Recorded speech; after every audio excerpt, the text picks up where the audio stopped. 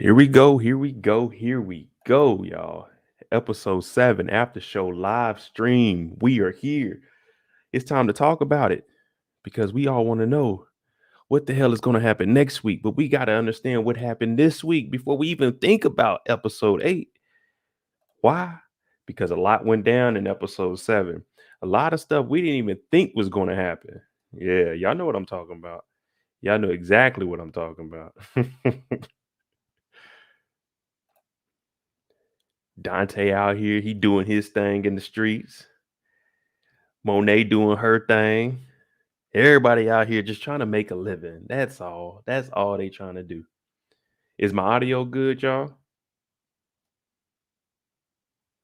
Let me know. Let me know about the audio. I told you I just got StreamYards up and running, so I'm gonna be able to get a couple of y'all on here tonight. We're gonna see how that works. Brayden confusing. Yeah, that's one thing about Brayden. What up, Kendall? Diana doing the same. Yeah, Diana out there. Y'all know I got me a little drink. Thanks, Leslie. Ah, man. I'm gonna be the first to say this. Power, they're doing their thing. They're starting to pick up. Each week is getting better and better. And this is exactly what we've been wanting to see. What up, why you hoop? Why you hoop? Dante reminded me of that movie. Man with the split personalities, he's about to go crazy. Yeah. And y'all see I can put the text on the screen now. We good. We good. We upgrading slowly but surely. I'm gonna let a few more people come in here. So we're gonna play the trailer for episode 7 just to give us the brief overview. Also, I want y'all to type in who y'all want to talk about first. Cause on the live stream, we don't care. It ain't no order. That's what the recap is for. When we get on here, we talk about whatever. Thanks, Roshan. Mike Jones, who will Reek's baby mom, Effie, Diana, or Lauren. If I had to choose, it would probably be Diana, just because she's going against Monet. And if she can get pregnant by Tariq, she'll definitely keep it just to keep, saying going at Monet. If you've seen the trailer for episode 8, they really get into it that week.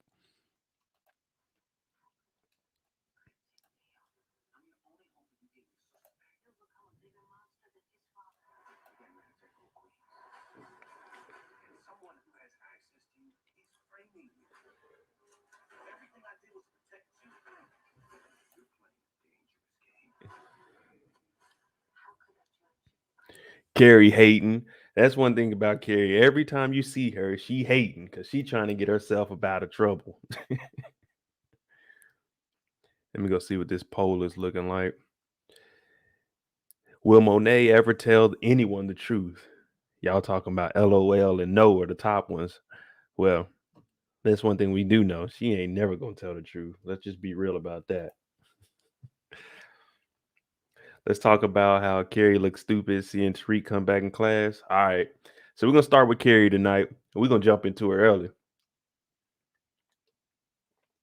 Professor IHOP. The glizzy gladiator.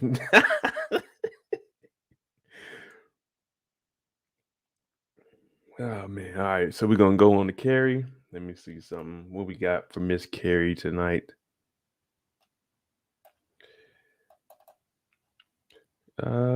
Carrie when came into class.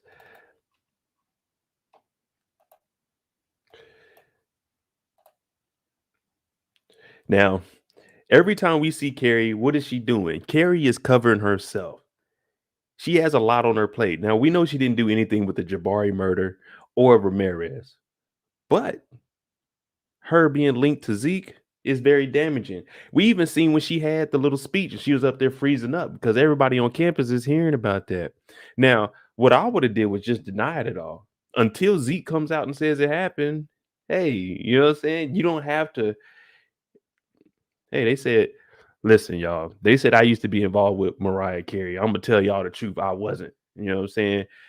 No disrespect to Jay-Z, but before him and Beyonce got together, there were rumors that her and I were messing around. But you know what I'm saying? I deny all those rumors. It did not happen. You see how easy that is? Until someone comes forward and says that it did happen, who cares? But Carrie in here, how did they let him out with a double homicide? Y'all see Tate's face? He looked at her. Was like, I don't even know. Tate was in there showing his influence. Hey, I ain't gonna lie to you. If I was a student, now I don't tell any students to mess with teachers, but if I was a student and Carrie came on to me, Carrie, these classes you got me in, they're kind of hard. And she's like, oh, well, come over to the house and we're gonna discuss it. Okay. I'm a consenting adult. Hey, support his owner. Carrie became a villain in just a few episodes. She was rooting for Tariq in the first season. That's true, but everything backfired. And now Lauren, she got that information. Lauren isn't going to play fair. I think Lauren, what she's going to become from here on out, because everything she's seeing from Tariq, she's getting this hurt. Yes, she didn't support him, and she wouldn't go up to the room because he was accused of a double homicide. But now seeing Diana was in there, it ain't fair for her. It is not fair. Lauren's gonna do whatever Lauren got to do because she wants to gain Tariq back. Now, I will say though, when they were in the class and they started talking about everyone making decisions for others, I I'm looking at it as every episode when they go to class, it's always going to be what the episode is about. Have you ever noticed that? You remember it was karma. So everything that they teach in the class, that's what the whole episode is pretty much focused on.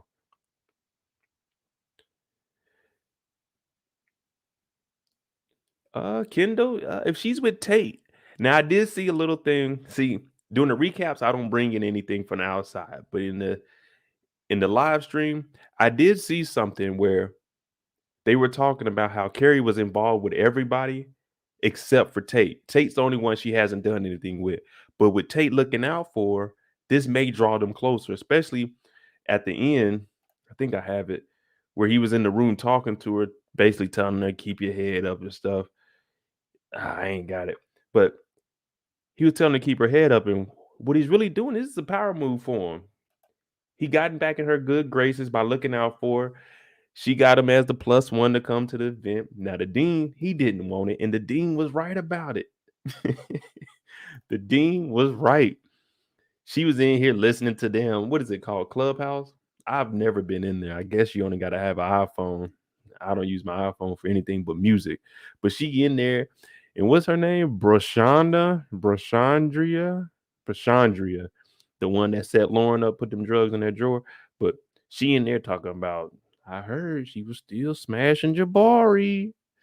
Then the other girl, I think it was the white girl in the class, the one that didn't want that didn't want Tariq to come back. She talking about, nah, I heard she was messing with Zeke.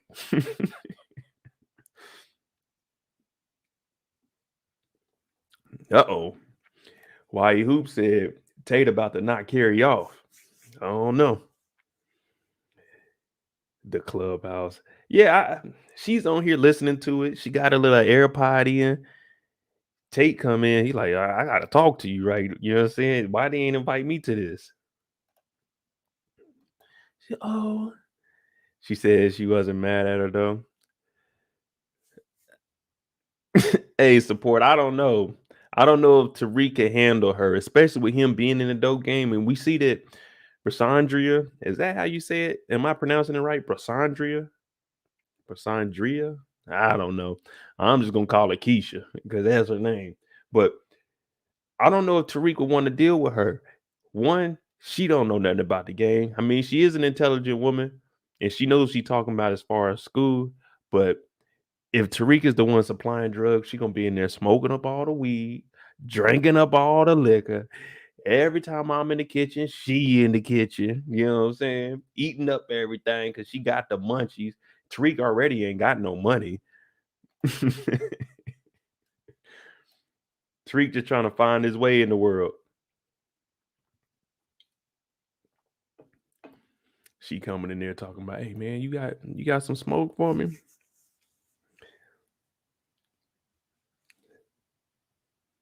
Hey, Rudolph, yeah. Tate is crooked, but he knows it. And that's what he said in the class when he was talking to Carrie. If you also look at Carrie and Tate, they're polar opposites when it comes to their thought process. Carrie's thinking one way. Tate, he hears it out, but he also goes the opposite way because what did he tell her? I mean, yeah, what did he tell her at the end? It's politics. You gotta do what you gotta do to get where you're gonna get. Yeah, I mean, we see it all the time right now with what's going on in the world. We don't get too much into politics. Pay your taxes, people. That's all I'm gonna say. But she would be Brashandria would be a ride or die. But like Leslie said, she has a big mouth. Could you really trust her? Put a one in the comments if you think you could trust Brasandria if she was to deal with Tariq. Because let's not get it twisted. It isn't over with yet. And there could be something because it seems like they're trying to give her a bigger role. Have you noticed that? Especially with her having more speaking and then her doing the presentation at Jabari's thing. So I mean, I don't know if Tariq can handle her or not. Well, I see people putting in the one, so I just don't see how that could work between the two.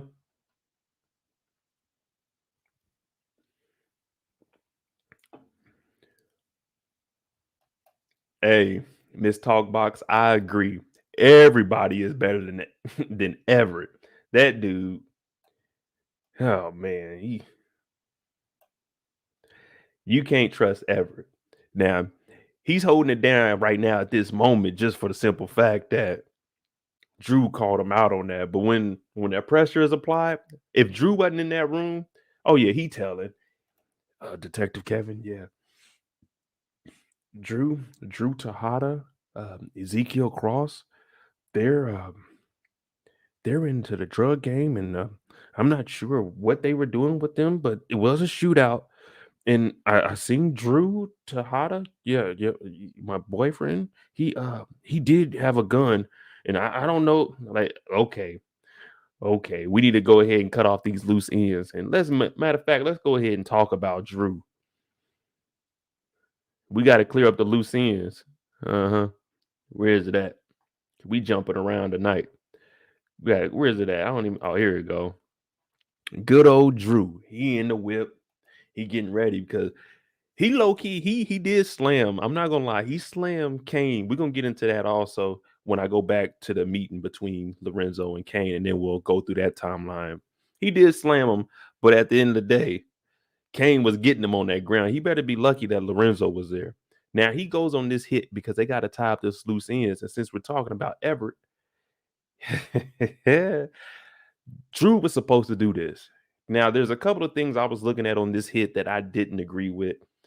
It wouldn't when he got out the whip, when he first got out the whip, what did we see? We seen about 3 or 4 cars riding by. And not only that, Drew's out here with somebody. They out here big kicking it. And this is the dumbest thing ever. Where is he at? If you can look up in this corner, Stansfield University. You know how many cameras are on a college campus?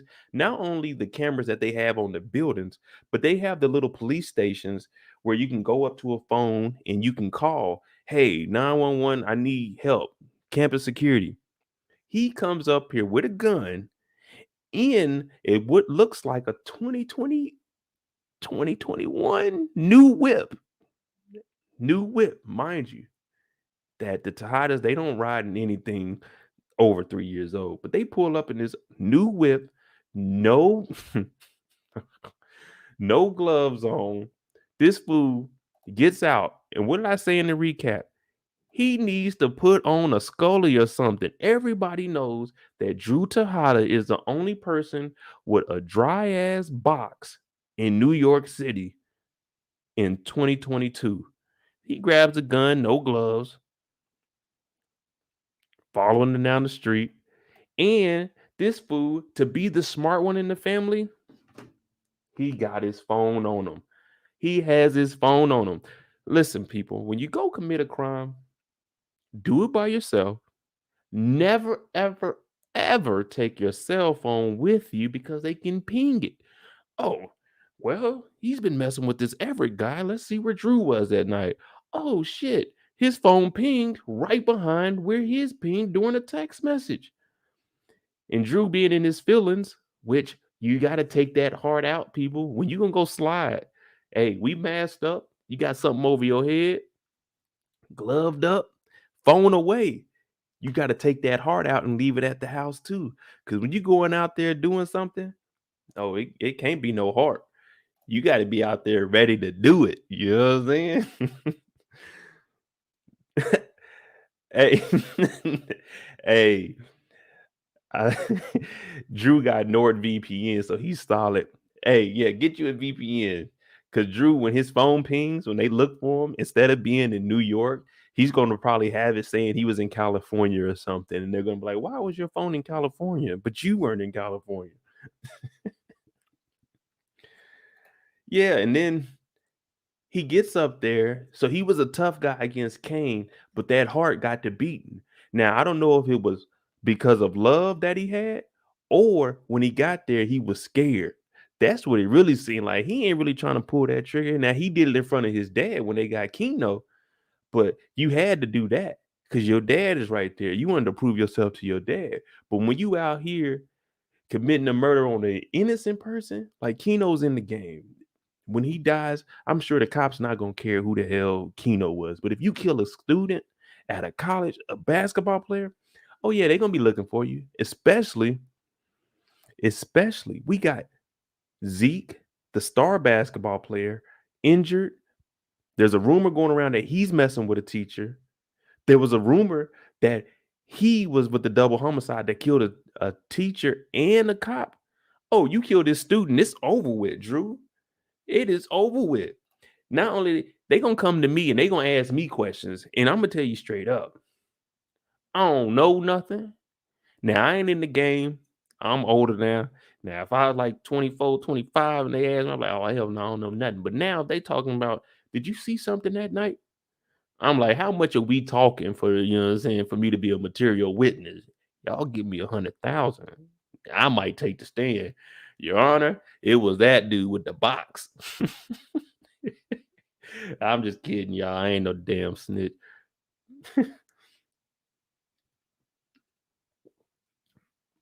Nah, Brisha, I don't think um Everett's gonna die either.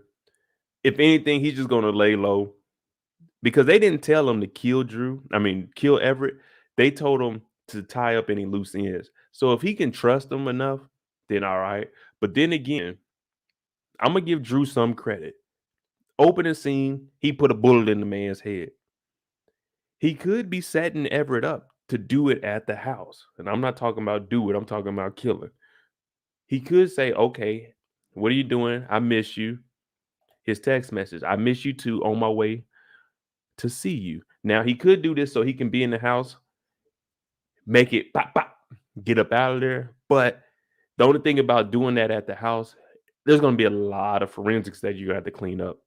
You didn't already got all your DNA over there. You gonna be touching stuff. So I mean, that might be tough to cover up. And we seen Detective Kevin when he looked in that room, he seen that there was another pair of shoes on the floor. So that's why he was asking, was he nervous? So if he does it at the house, that would be smart. It's still kind of risky because there's going to be cameras of you coming into the dormitories, especially something like Stansfield, a private university. They're gonna have those cameras.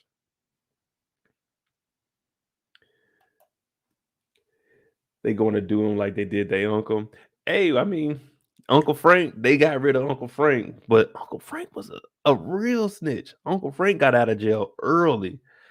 Now, all he did was say, Drew had a gun. They shot at Zeke. You know what I'm saying? It ain't really too much snitching. And he can easily tell the cops now, oh, I won't cooperate. I don't remember anything from that night.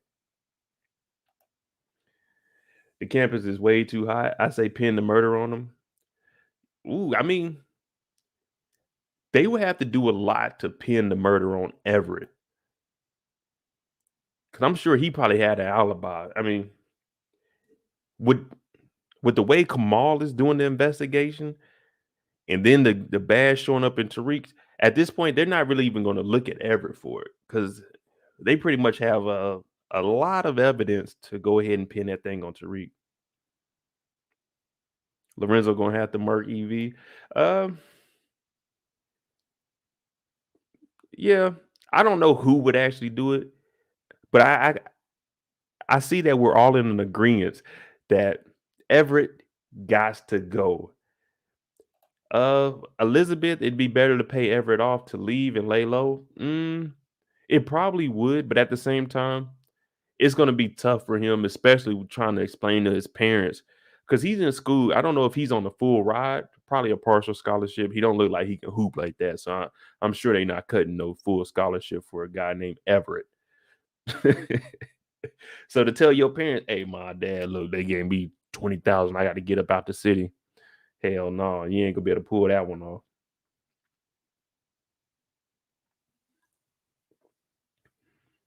Yeah, if if I'm Drew, we just talking about the killing part, not everything else that Drew does. But if I'm Drew, I'm telling them I'm not even texting. I'm gonna meet up with them, tell them, "Hey, look, meet me at such and such time later on." So when he gets there, my phone is up, everything, boom, boom, we get rid of him. You know what I'm saying? So it's no text message to say that we were traced. And then like this on my way to see, you can't have that going back and forth. You gotta, hey, just what up? You know what I'm saying? We're gonna get back to Drew. What's up with all the Uncle Frank and his wife coming back around? What I think is going on there with Evelyn coming back. Let me see. With Evelyn coming back, I'm thinking this is more foreshadowing. Now, when they're in here, they're talking, and Monet is explaining to her, you know how the game is. We had to do it. We got to do what the streets are asking us to do. If Frank was a snitch, then Frank was a snitch. We had to get rid of him. Now, Evelyn is showing up because she's still family, and y'all got rid of Frank. Now, was Frank snitching? Yeah, he was snitching. Did he need to go? Yeah, because when you're in this lifestyle, you really can't trust anybody. Now, I know it's a family member, and that's tough, but you gotta. Can you really trust somebody that snitched to get out of jail? It doesn't matter who they snitched on, they snitched. So if something else came up and and it was a potential chance for Frank to get in trouble, because you got to remember, with Frank being the snitch, he has to be on the straight and narrow. He could do some dabbling into the dope game, but the feds are gonna be on him. So I'm pretty sure with him getting out released for snitching, if anything else pops up, if they come to Frank, at this point, he's a paid criminal informant. That's just facts. If you snitch one time, if they come to you, there's stipulation that you're gonna have to snitch again. So you can't really trust them. So I see why they got rid of him. But I think Evelyn coming and showing up is a foreshadow. Because you remember when she left, she was she took that money, but you know that money ain't gonna hold nobody over because it probably Monet ain't got no bread. She owed Davis 250,000 cash. So she probably only gave her, let me look at that stack like that. If it's hundreds, they might got 10, 20,000, but Monet owed $250,000. So she probably gave her 100 on the outside, some dubs on the inside, probably about 5,000, 6,000 cash. And she tells her for the foreshadowing, I hope you look out for your family. So that could be foreshadowing that somebody in the Tejada family got to go before we go into season 3. Now, when I'm thinking about who it could it be Kane? It could either be Kane or Drew, or probably Lorenzo. Now I'm thinking out of everybody, Drew is probably the easiest to get rid of, then Lorenzo, then Kane, because Kane is doing a good job. And we see him and Tariq, they're starting to work together. And we also know that Kane is linked to Kanan. You know what I'm saying? That's who the replacement is, just like they want Tariq to be the ghost and Brayden to be Tommy. So I could see Drew being killed off as one of the Tejadas, and now Kane trying to find his way out here.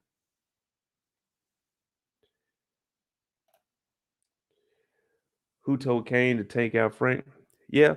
Monet was on it because she was thinking about how he got out. Everybody was trying to piece it together. And one thing leads to another. But Kane, whenever he makes a decision on his own, is bad. But whenever there's another bad decision that's made, Monet is the one dictating that. Brisha, yeah, you right. 5 to 10K. They ain't got no money. They ain't got no money. Well, Lorenzo got money because Lorenzo got the connect now. But everybody else is big struggling.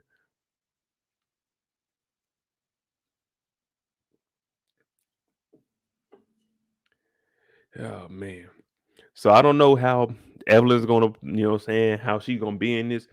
I'm not even sure. I'm thinking Evelyn and Frank were on Lorenzo's side. I would I would think. They're Spanish, aren't they? I don't think they would be on Monet's side or my bad, Nay's side. Who which side of the family is Evelyn on? Was Frank Lorenzo's brother or was he Monet's family? Someone comment down if y'all know who Frank actually was connected to. What up, players for keeps? Oh yeah, shout out to Kendall, man. They proved me wrong this week. They called me out. They called me out. See Lorenzo's brother. So why would she come to Monet instead of Lorenzo? That's another thing. It may be us just digging a little bit too deep. But yeah, I was sure that Frank was to Lorenzo's brother, but why would she come to Monet? But that's because she knows Monet did the killing. And Monet's trying to, here go 5 bands. I would have went to Lorenzo like, oh no, your wife up here big tripping. I'm gonna need some big bread. Now you gotta understand that Tejada family, when it comes to money, they blowing through money so damn fast. Listen, they didn't have a connect. And when they did have one, well, the work that they did have, Kane switched it out. All of that work is gone. The club got shot up. They had to replace the windows and put bars on it. Monet was trying to spend more than what they already needed and talking about getting the back done. Diana saying no. They had $1 million liquid in a safe. Diana took it and spent it on her dad. They got to pay Davis $500,000 cash and only had 250. So they in debt 250,000 and she giving away 10,000. When I tell you the money in this family is just thrown around everywhere, it's just ridiculous. Adamsville, Monet's sister already confirmed in season 3.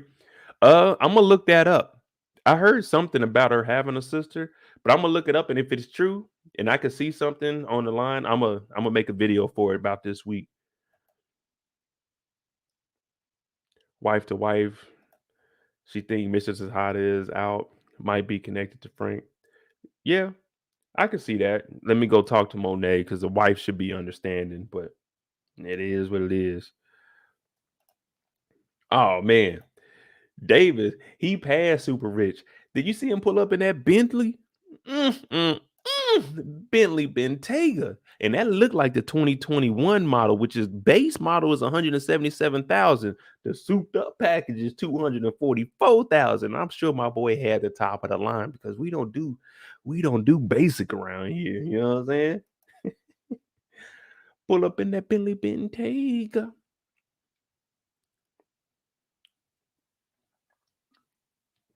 Monet dead as a doorknob. Who gon'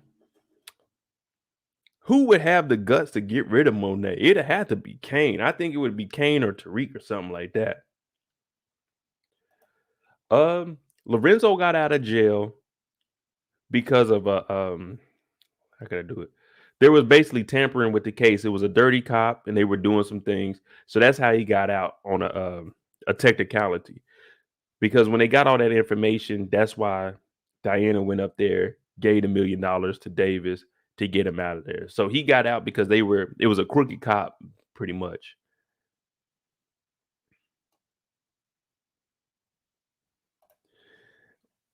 Organized chaos talking about Mecca gonna die. Operation pull the plug.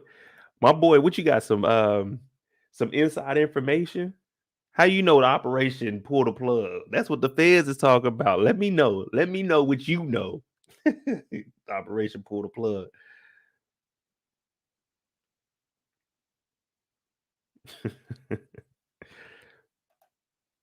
um, no, it wasn't a crooked judge. Jackie, are you talking about the Lorenzo case? It wasn't a crooked judge. Unless you're talking about the judge now. But he's not crooked. He just it's politics. The judge that got Tariq out on bond, he wasn't crooked either. It's just, excuse me, uh Tate, he got that influence. So it's like he probably got some dirt on him or something. But everything he did was all right. That really what the judge did to get Tariq out, that's actually what you want judges to do. Innocent, well, technically you're supposed to be innocent until proven guilty. But in America, you're really guilty until proven innocent. But that's what the judge was saying. We got to let Tariq out because the systemic racism that's in the culture of America. We holding this man and we don't even know he's a student. He's tutoring kids. Let's get him up out of here.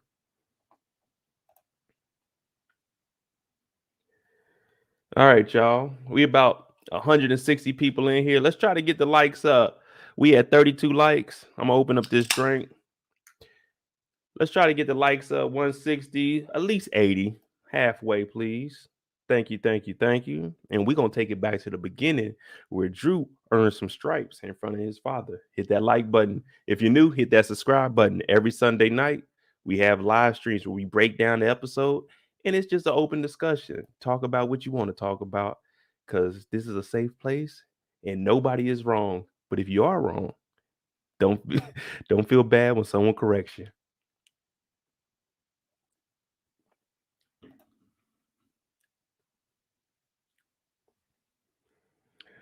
Um, let me see. All the male bloggers, as a matter of fact, all the female lead characters. What did Courtney say?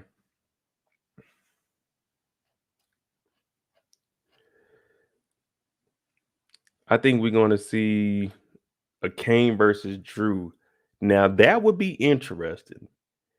The only way I could see a Kane versus Drew actually happening, though, it would have to be mm, if that happened, it would have to be with Lorenzo being gone. So, say if Lorenzo died this season, I could definitely see a Kane versus Drew for that power spot. But as long as Lorenzo's alive, I don't think he's going to let it get to a point where these two are going at it like that. Now, if they do, and say Kane gets rid of Drew, it's going to be hard for Lorenzo and the family to cope with that. But I think they can move forward. The storyline just seems like it would be better if it was Lorenzo died. Who's going to really take over the Tejada family?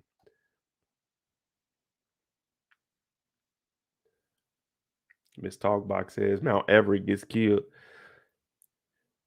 Um, yeah, Leslie. Well, we'll get into episode 8. I got the trailer for it. Will we do the episode 8, like the last 20, 30 minutes of the live stream? But with our boy Drew here, he going on a hit with his pops. Is he really built for this? Yeah, he went in there, he killed Keno. He was the one that came up with the idea, Dad, we gotta get rid of this threat. But is he really about this life? Y'all think Drew can hold this up and sustain being in the game like this? Now I know it takes trauma to get you to be built like this, but as of right now, do you think Drew can maintain this? Because what did he say in here? He's talking to the girl. You didn't see us tonight. You don't know nothing that happened tonight. Carlito said, "The hell with all that talking, young boy." Bow. Went ahead and got rid of her ass. Drew's like, "Dad, that's not the plan. That wasn't the plan." Hey, Drew, shut the hell up. This is the streets. There was nothing that could have happened. Keno had to be killed. Carlito switched sides. Now, this witness, what happened? What happened season 1, episode 1 with Ghost? What happened in that scene? What did they do with that female? They got rid of the guy. What did they do with the woman?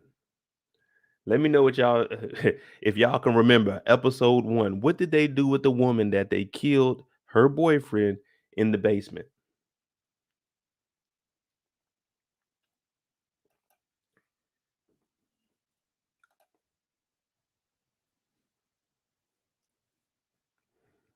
They let her go. They let her go. And what happened? Season 1, episode 1, all the way to season 6. This one girl haunted Ghost the whole season. We may not have heard from her, but maybe 3 or 4 episodes. But that one lady that they let go came back and bit. You can't leave any witnesses, none whatsoever. Yep, babe, you're right. Maria, they let Maria go. She was in there blindfolded. I ain't gonna say nothing. Ghost get in her ear talking about, I let you go. You gonna get up out of here. Don't you say nothing. You don't know nothing. You ain't seen nothing. Don't you come back around here. They let her ass go. 6 seasons later, she back. No witnesses, Drew. No witnesses.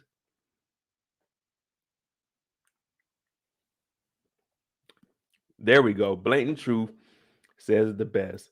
No loose ends. None.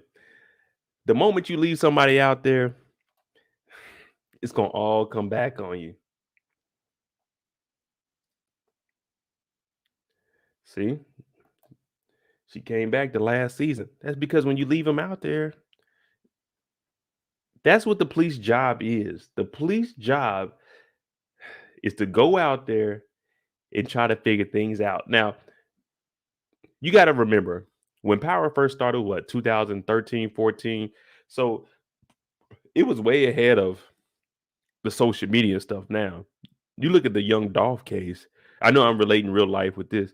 The internet figured things out before the cops did. And all the cops have to do is sit back and watch. Why? Because look at Drew. Drew showed up to a crime scene, a potential crime scene with his phone on. Not only did he show up, he's on the phones, not on airplane mode. He's out there. Oh, a text message. Let me stop while I'm about to go slide on somebody. Think about it. Drew in the middle.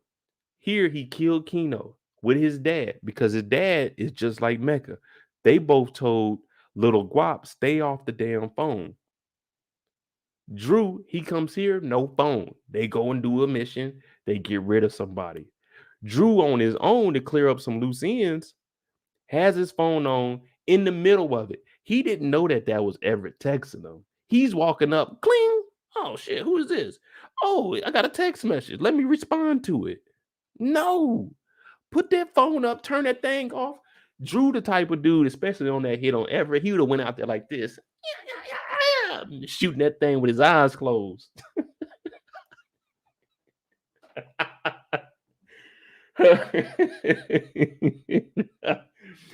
Oh my goodness.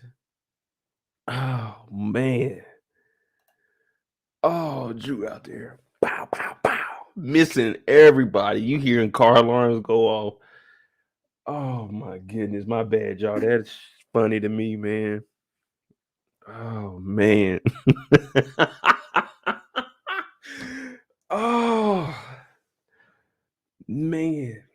Dog, if Everett would have turned around and seen Drew, he would have knew exactly who it was. So Drew would have had to kill him because he got that box. It ain't too many light-skinned dudes walking around with the Fresh Prince of Bel-Air box in 2022, man. Oh my goodness. Whew. Let me calm down, man. But they knew Carlito. Lorenzo had to see something in Carlito that they wasn't getting money up under Keno. Keno wanted to run his own organization. So that's why they said, look, we can get the number 2 because Carlito set all this up. Wouldn't nobody known? He got a Fidel Castro poster back there, but wouldn't nobody have known that Keno was in this abandoned building with no wallpaper? It looked like molded walls. No one would have known this unless Carlito set him up. So they must be offering him a lot of money, moving him up to that second position and running the organization with the 60-40 split, oh yeah, I'm taking that. You know what I'm saying? I don't even have no loyalty to Keno. Just a dude I knew. You know what I'm saying? We just moving some work together.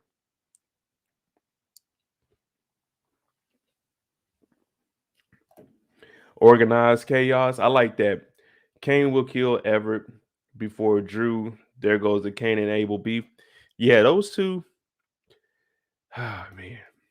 Those there's always going to be tension between those two. And it's really because of Kane.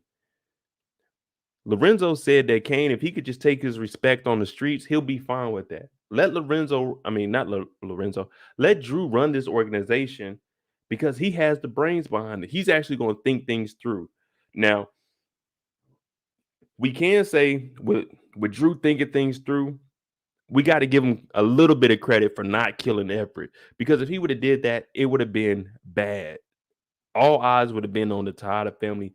They probably would have caught Drew within a week or two. So him thinking it through and not killing them out there on the streets, we got to give him a little bit of credit, just a little bit, not a lot, a little bit, because it would have got very ugly out there. Let me see. Since we talking about Cain and Abel, let me see. Where was it at? I thought I had it. Cain and Monet. No. Zeke, Drew, Tamika. Damn, I thought I did a video on them fighting. Well, I can't find it right now, people. Got to bear with me. But forget it. We can't find them fighting. We can see what initiated the beef. Now, I was wrong, and y'all know me. When I get things wrong, I'll go ahead and be the first to say it. Now, is it Rocky? Is it Raqui? Is Rocky? Now, when she showed up, when I seen the trailer, I thought that was Diana because she had the hair down. But it turned out it was this beautiful thing right here. I'm talking about. Not only does she look good, she is a shooter too. Now, she shows up. You remember, Dante right now, aka Mecca, is in his feelings. He is in his feelings 100%. Now, the only reason that this meeting is going down with Lorenzo is because he texted Kane, I changed my mind. I want to meet up with your father. And the reason he did that is because of Monet. Now, I think he's trying to backdoor Monet with all this. So if he can get up under her skin, because he's working with Lorenzo, he's already working with her son she doesn't know about. Now she's going to know that he's working directly with Lorenzo. He can hold that over her head on, I want to talk to my son. Now, Rocky, she shows up. She was the one driving the car, playing the music. She's a real shooter. Lorenzo shows up with Drew. And when he gets there, Kane ain't liking that at all. Kane, they in the business meeting. We trying to move that dope. Kane in here talking about, what are you doing here, Drew? You don't belong here. No one said you could come. Hey, if you don't shut the hell up, your pops and the man, the plug, are about to try to make things happen. See? Mecca trying to get closer to Lorenzo. Your dad in here trying to make things happen. Now, I know and I understand Kane doesn't want to be X'd out of this.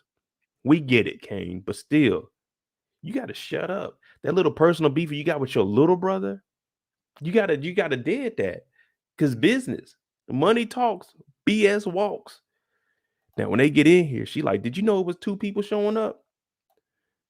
Nah, it was only supposed to be Lorenzo. Now, if Lorenzo would have showed up by himself, I don't know how it would have went. In my head, I'm thinking setup. You know what I'm saying? Big setup. Mecca and Lorenzo look like twins. I know a lot of people were saying, oh, you know what I'm saying, they could probably be brothers or something like that. I don't think that. They do look just alike, though. That means Monet got a type. Monet like the Spanish boy, Spanish poppies with the beard. You know what I'm saying? I should probably go bald, see how I can make it, but I ain't going bald, man. My barber actually messed up my line. That's why I got a hat on. I ain't even gonna cap. Now, one thing I gotta point out, y'all know I did the episode on why Tariq is broke because of his outfits. You remember Lorenzo said, man, I'm not wearing them clown ass outfits that you got on, Kane. He has on a Louis Vuitton NBA jacket. You see the basketball courts here with the big ice on. You wearing the same shit Kane wearing. And this is to a drug meeting. You supposed to show up in that with some stuff that you can get down in. You ain't trying to mess up no leather Louis Vuitton, which is probably about $1,200. Oh man. Kane do too much backdoor, and Lorenzo might take him out if he's a liability. Um, Kane, Kane is reckless. Kane, we know he can't do anything on his own. Him and Monet, if you put them two together, we have the worst decision making ever in power. Now, I thought Tasha and Tariq together were bad, but no, Monet and Kane, they take the cake. I'm talking about these two, the dumbest. They think they holding it down, but they ain't holding down nothing but themselves because every plan that they do is just worse and worse and worse.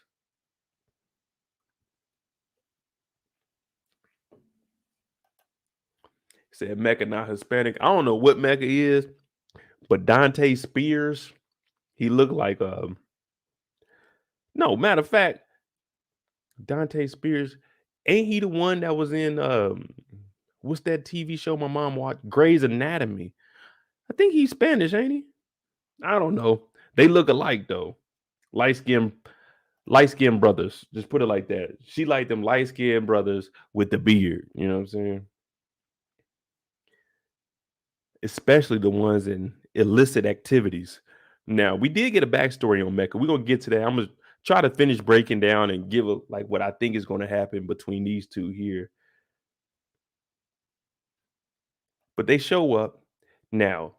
Lorenzo saying, I'm pretty sure my son told you about me. You know what I'm saying? I'm trustworthy. I'm gonna hold it down. I went to jail, ain't do no snitching. Did 10 years out of the 25 for my manslaughter.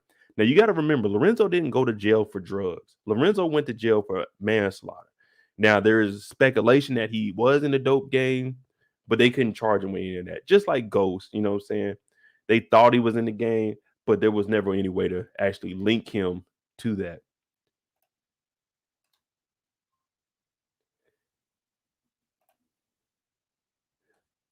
I'm sure. Hey man, let me get focus support. I'm sure if you shave your head bald, Monet would want you easily. Well, let me tell you something, Monet. I don't want Monet. Give me Diana. I'll take it. I'll take Diana. I'll take Carrie. I'll take Lauren. I'll take Effie. Yeah. Yeah. What up, Remy? But Lorenzo was talking to Mecca and he's letting them know, hey, look, my son told you about me. I'm trustworthy. I held it down. They couldn't connect nothing to me. So I'm ready to do this. Now, I know a lot of people were asking, why did Rocky text Lorenzo that the little hit was done? Well, that's because Mecca volunteered all of his soldiers to Lorenzo because Lorenzo told him, I can handle all that work because Lorenzo wants to give him all the work. Everything that he already had, well, I won't say everything, but everything that Course Correct was having, and then anything else he had on top of that, he wants to give it to Lorenzo for distribution. Now, the reason he's saying I'm working on getting those soldiers, that's him working with Carlito to try to get rid of Keno and get all of those workers to come over.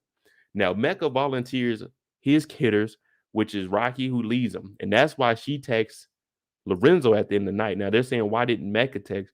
Because Mecca is smart. You got to understand, Mecca is at the top. He's not going to be talking and texting about anything that had to do with a hit. So Rocky, she's texting directly to Lorenzo that the hit went down. And what they did was take over the spot that Keno was having.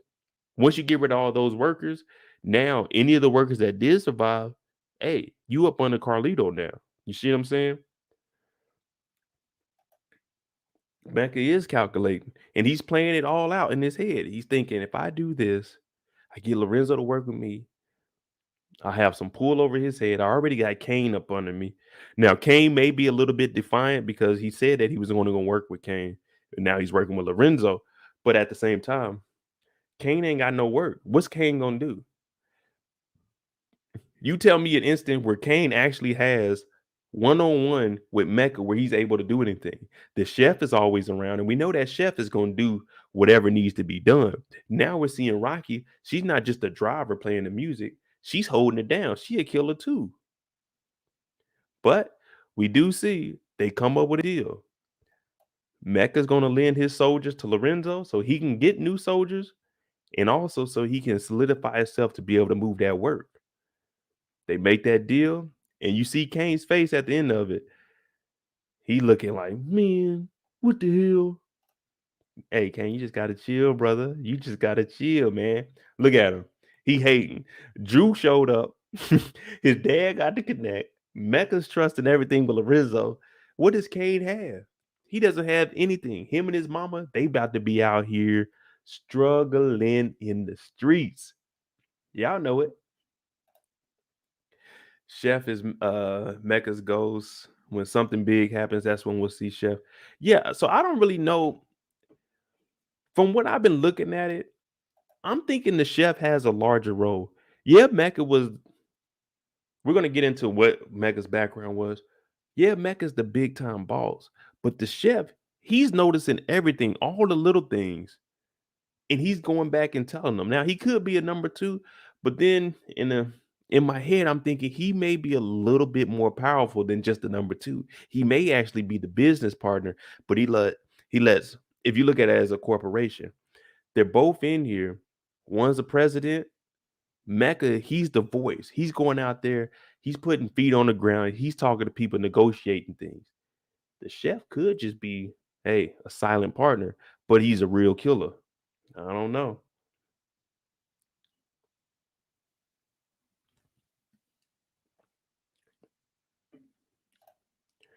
Hey, Donald, that's exactly what it is. They're too ambitious.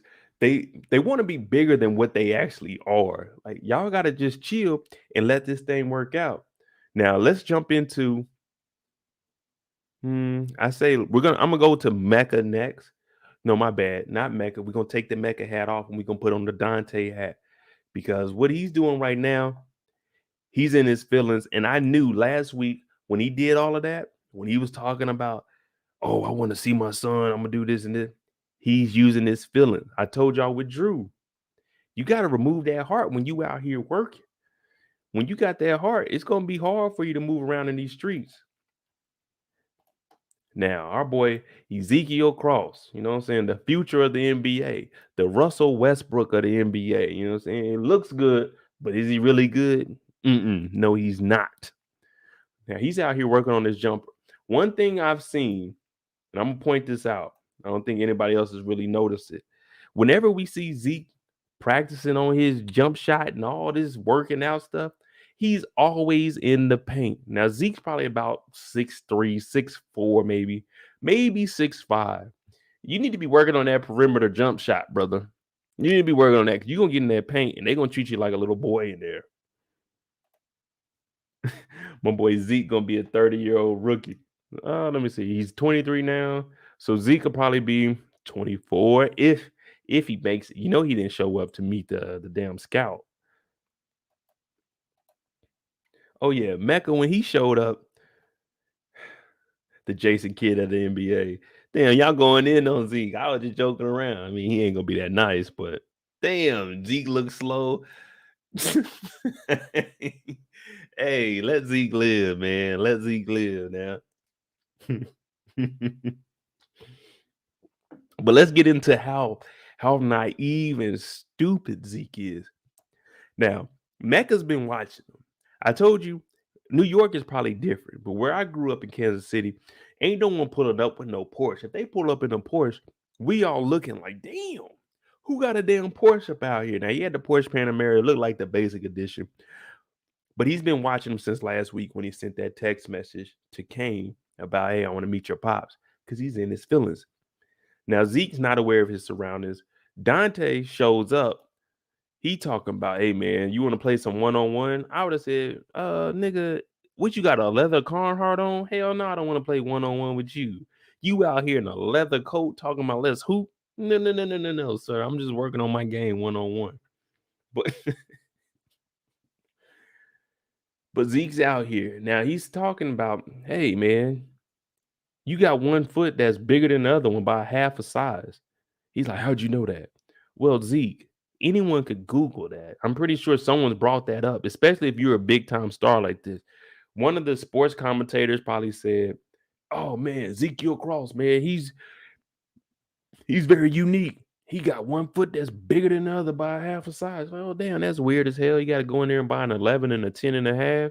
Well, in his case, probably like a 13 and a 13 and a half. But he's out here and he's listening to it. Now, Dante is saying, "You're my son." And the only proof that he had that he was Zeke's son was a tattoo with a scripture from Ezekiel on it. Now, look at this face. Look at this face. "Yeah, man, you my son because I got a tattoo that says Ezekiel on it." Zeke, you don't think someone can just go out there and get a tattoo? I could go get a tattoo with an Ezekiel passage. I mean, on my arm right now. He's like, "What? I mean, I ain't trying to hear that." And what Dante said, "You need to ask your mother."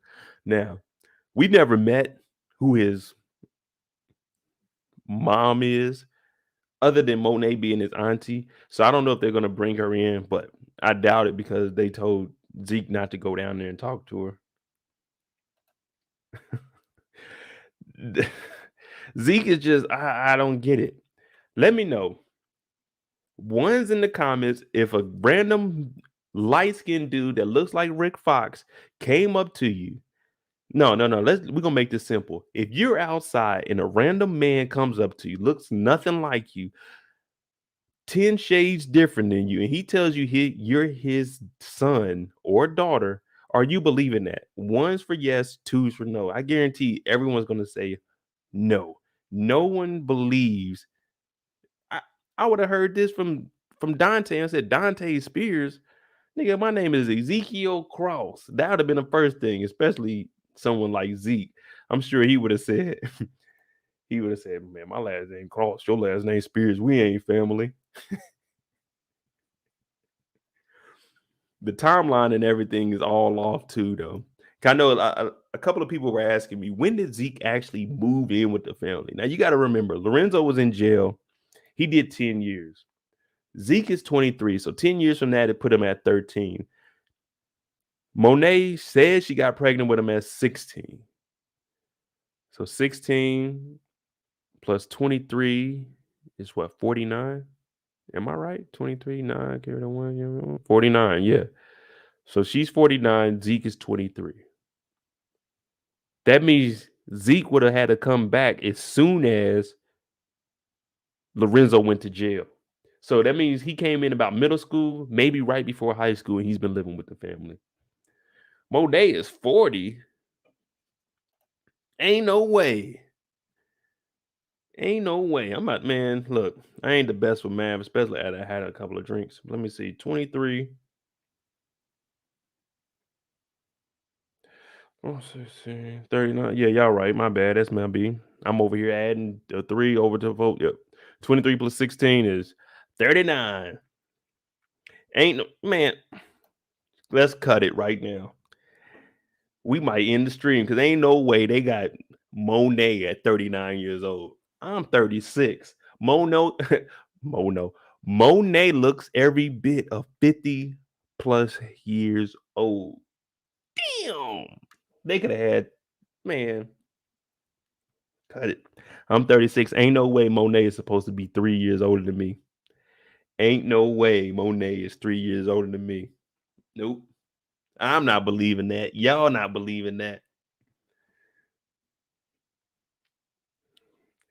Like, look at these ages. Come on now. Streets aged her fast. You ain't lying. Yeah, Mary's 50, 51 in real life. On the show, they got her at 40, so they knocked 10 years off. Now, I like Mary J. Blige. I know her songs. Well, I know some of them. I ain't gonna be like, I know all that catalog, but golly, ain't no way I'm 36 and Monet 39, 40 years old. Hell, Zeke 23. This nigga older than me.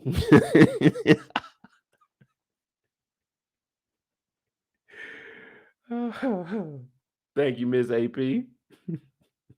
Shows have grown adults playing younger all the time. Yeah, you're right about that here. Um, I mean, they do, but come on now. Come on now. That now we do see actors like 22, 23 playing like high schools and stuff. But I mean, most of the time that's because they're gonna be doing some adult things in there. You don't want kids to see a 13-year-old actor portraying doing drugs, sex, and crime on TV because it's like, okay, they're older. But yeah, man, this is funny though. But let's get into into Dante's background. Oh no, no, no. We can't even jump to Dante's background till we figure out why is Monet continuing to lie about everything? Because it's a build up before we get to her.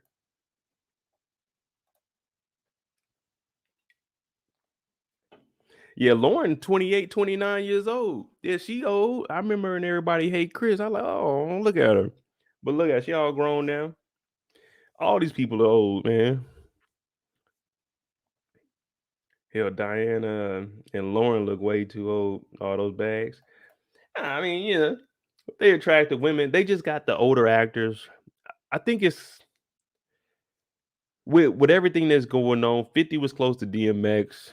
Lauren is DMX's granddaughter, well, goddaughter. So you got to look out for the people so you put them in those places. But why? It is. Let's see. It's morning time. Monet says I have a meeting with Zeke's agent. I'm gonna check this cell phone. Oh, it ain't got no time on it. I was gonna say we need a timestamp to see what time it is, because let me see if I'm doing everything right. Dante met Zeke on the basketball court before they came to the house. Tariq went to, so all this is in the same day. Tariq was at school. He went to Davis's office. Then we see Dante meeting Zeke. So it's about 8 o'clock, 9 o'clock in the morning. Monet comes in here angry as hell. Like, damn, Monet, can we have one day where you just being a nice, caring, loving mom? She came in and said, what the hell are you doing, Diana? She's like, "Yeah, I'm just doing, some numbers on here. Well, you need to get out of my way." She snatches like, I couldn't live in this house with goddamn Monet as my mom. I'm like, dog, I can't be around her, dad. If I'm Diana Lorenzo, I need help, dad. Hey, Poppy, Monet comes in here acting a damn fool every morning. I can't even get my homework done. Diana's like, damn, Ma, why are you so stressed out? Why is she so stressed out? Because she 50 and she look 50 and she 40. And Dante want to talk to his son. Dante texting, he don't give a damn. He ain't got no regards to anything. Well, I put this on both of them. Now, if I'm involved with a woman that has a man or a husband, well, I don't do that anymore. When I was younger, I did. I was a dummy. But if I'm talking to a woman that has a man, I'm not texting her. She has to text me. But Dante don't give a damn. We need to talk about him. Nay. Like, nay, Stewart. Like, come on, man. He's wilding out with this. And not only is he wilding out, Monet has him actually saved in here. There shouldn't be any number for her dealing with Dante. It should just be, oh, it's a number that came up. And it shouldn't ever be a text message. It should always be, hey, a number or something. Let's go meet up somewhere, just like they had when they were playing the music. But geez, Louise, I'm telling you, these are the sloppiest dope dealers, CEOs, whatever the hell you want to call them, in the game. Now, back to Diana. She's been piecing everything together. You see, she called out Kane. She was like, "Oh, you're the one that stepped on the work. Hey, Drew, did Kane hit you up before or after we found out the work was stepped on? Hey, Drew, was Monet at the house when Zeke needed help at the police precinct? Why is she getting a text message from some dude named D talking about we need to talk about him? And who the hell is Nate?" Diana's piecing things together. And that's why I say in episode 8, we see in the trailer, they gonna get into it. Diana's been talking reckless. Now, hear me out. I know all my black people can agree in here. Sometimes our parents are wrong. And if you fix your lip to correct them, you quiet for the rest of the night. You are quiet for the rest of the damn night. But Diane, on the other hand, she just got choked out last week. She just got choked out last week. I'm talking about hands against the wall. She's scared as hell. Monet told her, I'm gonna kill you. And now she in here still doing investigative work. You tripping. You tripping. I'm not trusting Monet. Monet killed a damn contractor for $1 million that Diana stole. And this guy didn't have anything to do with it. This man just came to work, was trying to put bars on the damn window. He get popped for $1 million. I'm not staying around mother freaking Monet for 1 second. No, no. Correct. She ain't learned nothing. Nothing. You getting choked out by your mama in the bathroom. She in there doing her hair. Oh, lottie dee. Oh, hey, ma. Hey, what you do with that money? Oh, I ain't tell you to kill nobody. Get the fuck out of here. I guarantee you, I'm not talking to Monet unless there's somebody around, because she ain't about to get on my ass. Because you know you can't touch her, because then Lorenzo gonna put them paws on you.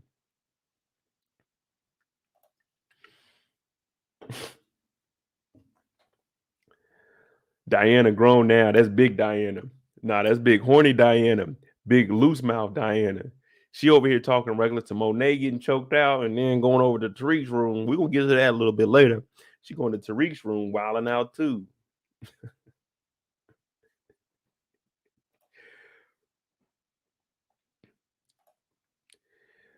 The show ain't based on love, it's based on business and power. However, Tasha loved her babies though. I miss her.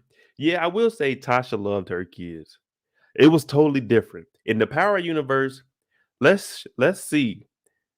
It's either Monet, look at this face. I love Mary J. Blige, but Monet, we can't stand her. She has to be the worst mother. The worst mother in not only the Power universe, but the STARZ universe. I'm talking about any show that comes on STARZ, she's probably the worst mother. Not only did she mess up one of her kids, she messed up all four of her kids. That's some terrible things. Come on now. Come on now. We're going to take us a little brief intermission. Well, it ain't going to be brief. I'm just trying to load up some other videos. But hey, let's hit the like button. We got 329 people in here. We only have 99 likes. We can get that up to 150. Come on, guys. Support me out. You know what I'm saying? That's all I ask. Just a little support. Nothing much. I don't ask for donations or anything. If you do want to support the channel, hit the super chat. Also, my cash app is MoedotJ. But hey, you know, I don't ask for anything. If you guys got it, you got it. If not, okay. Cash app down there at the bottom. But yeah, we just get the likes up. That's all I really, you know what I'm saying? That's all I really need. Got about 115. We get like 15 more, 20 more, we be good. But yeah, it's big Diana now. Diana on the scene. Where is it at? Oh, here we go.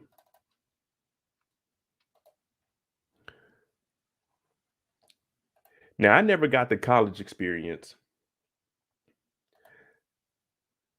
So I never got to have the girls coming up to the dorm rooms or anything. I mean, it was kind of like that in the military, but for the most part, it wasn't like college.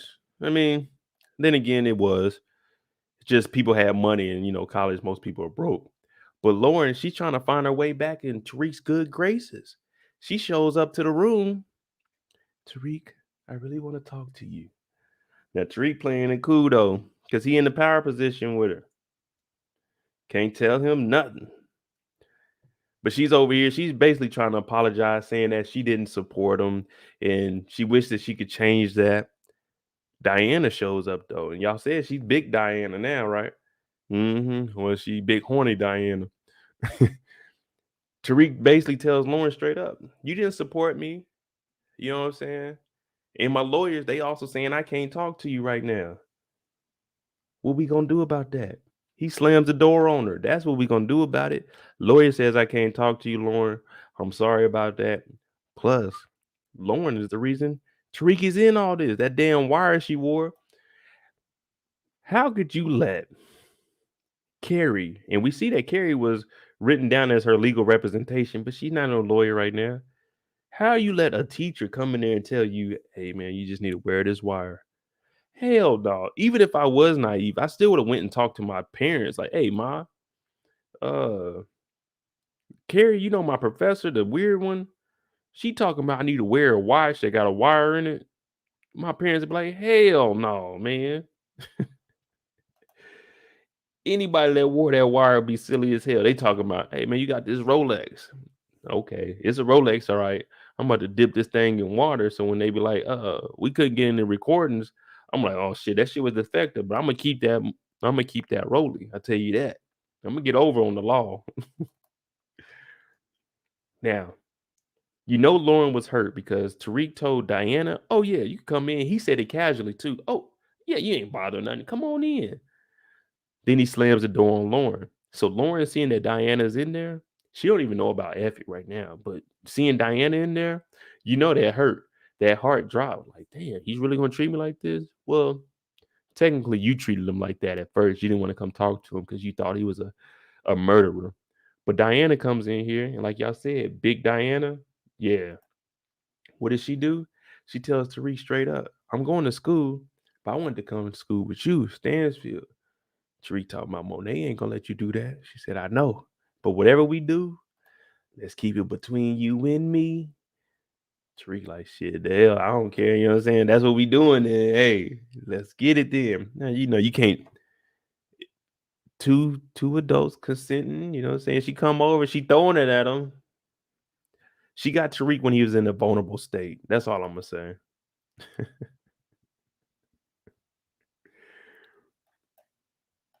I don't think anybody can stand Carrie, to be honest with you. Everything Carrie has done is messed up everything.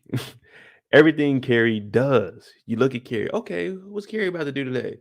Oh, she's messing with Zeke. Okay, what's Carrie about to do? She's about to talk to the detective. She messes that up. Okay, what's Carrie about to do? She's about to try to call Davis out. Well, that puts her in a bad position. Oh, what's Carrie about to do? She's not inviting Tate to the dinner.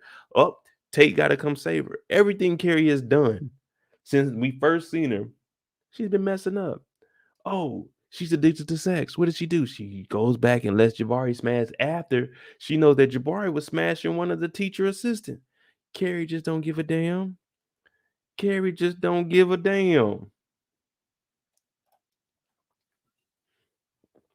Now, y'all know I be keeping track of every time they be messing up.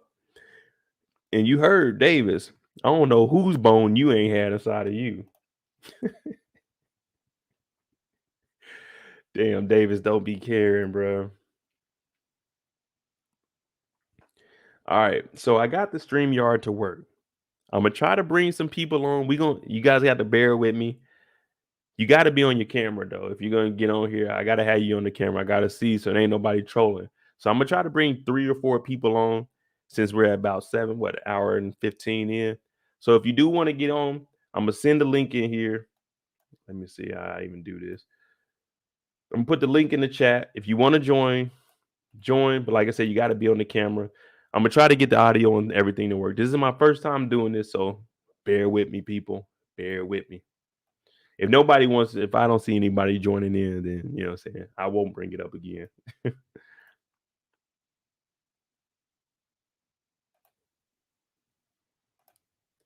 Hey, support gaming, you've been on it. Now, support gaming has been following me for the longest. And when I tell you they be on there, I wake up, it's 3 in the morning, support gaming. Boom, boom, boom, boom. Oh, this happened, this happened. I'm like, damn, let me go back and look. You were right again. You were right again.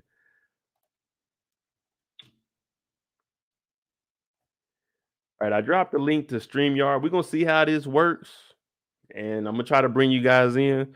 Let me get my headset.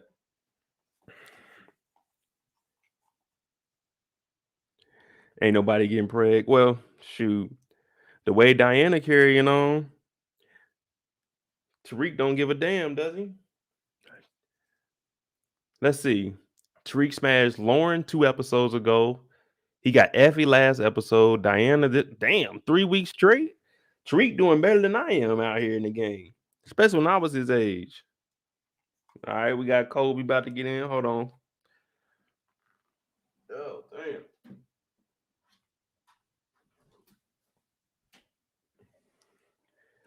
damn. Let me know. Can y'all hear me?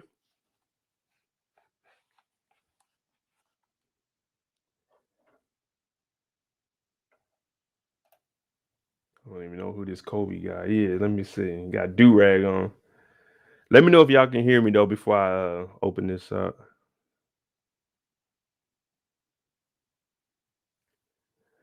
All right, cool.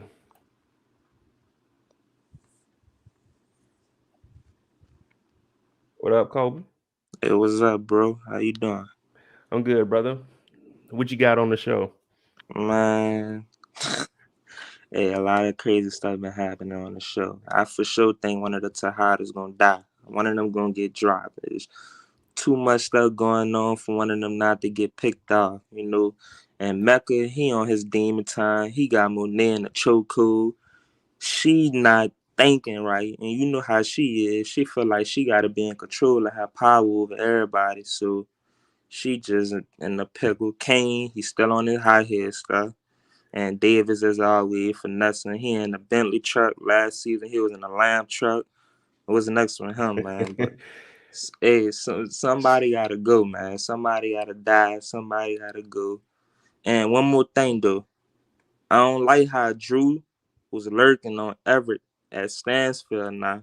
If a body drop, you already know who they gonna point fingers at, Tariq. Even though he didn't do it, they gonna go right back at Reek. Hey, you know what I'm saying? They Yeah. already trying to book him for these two murders, what a police murder they hard up about. But The good thing though about Tariq, I don't think that that murder would be able to be linked to him just because he has the ankle monitor on him. So that would be the only saving graces for Tariq to be able to get out of that situation because they know exactly where he is at all time. Now, right, right. I know you were talking about the Tejadas. If you had to pick one, which Tejada do you think would be the one that would be the In the first to go? beginning of the season, I was low key thinking Monet. I was low Okay. key thanking her just for the simple fact that she losing all her power. You know what I'm saying? And Kane, he don't make it no better. Every time he do something, she trying to clean up his mess. And then during Diana feeling it, wasn't feeling her at all. But now that Lorenzo out, I'm starting to think it might be him. They might not be feeling him because he trying to take everything back to the streets and everything like that. And now that Mecca told him, you gotta give me an extra cut and you could use my soldiers. It's just looking like, he putting himself in a position because he don't know he going in that blind. They might try to use that against him, but I say Lorenzo or Kane. I wouldn't rule Okay. Kane out. I could see them getting rid of Lorenzo. The only reason I don't think Monet is going to be gone, just for the simple fact of what they paying her per Yeah, episode. So they're going to try to keep her at least for another season. So if Lorenzo was gone, that would give Monet a chance for like in season 3 to try to build back up and take over the organization and run it the way she was. So I could see that happening. right, right. I don't know. It's not like just realistically looking at it, somebody got to go to. You know, Yeah, definitely somebody somebody had to definitely got go. to go. It's too much So, ego for everybody to still be around. And Monet and Kane, they already divided themselves away from Lorenzo and the rest of the family. So right. those See, they two, they working on the side on that sneaky stuff, and Nine's just like, whatever happened between them. I guess whatever side Tariq is on, that's the side that's gonna win. yeah, That's how I see it. definitely But see, because I feel like Tariq, no matter who running the show in the Tejada family or who to connect, he need to figure out a way. Well, he on house arrest right now, but once all that blow over, I guess he need to figure out a way how he need to get like in contact with the connect. You know what I'm saying? And make his run so he could be basically next in line to the big dog. Not know going through Monet or going through Kane. It's a middleman in the way or whatever. And like how Tariq was always tough and the other powers, Ghost took out Breeze because he was in the way. He got rid of Kane and sent him to jail because he was in the way. And I guess he felt like Ghost was in the way as well, so he got his ass out the way. Now that's why I kind of felt like Monet was gonna get dropped in the beginning of the season. That's how I was feeling because she was getting in the way of Tariq.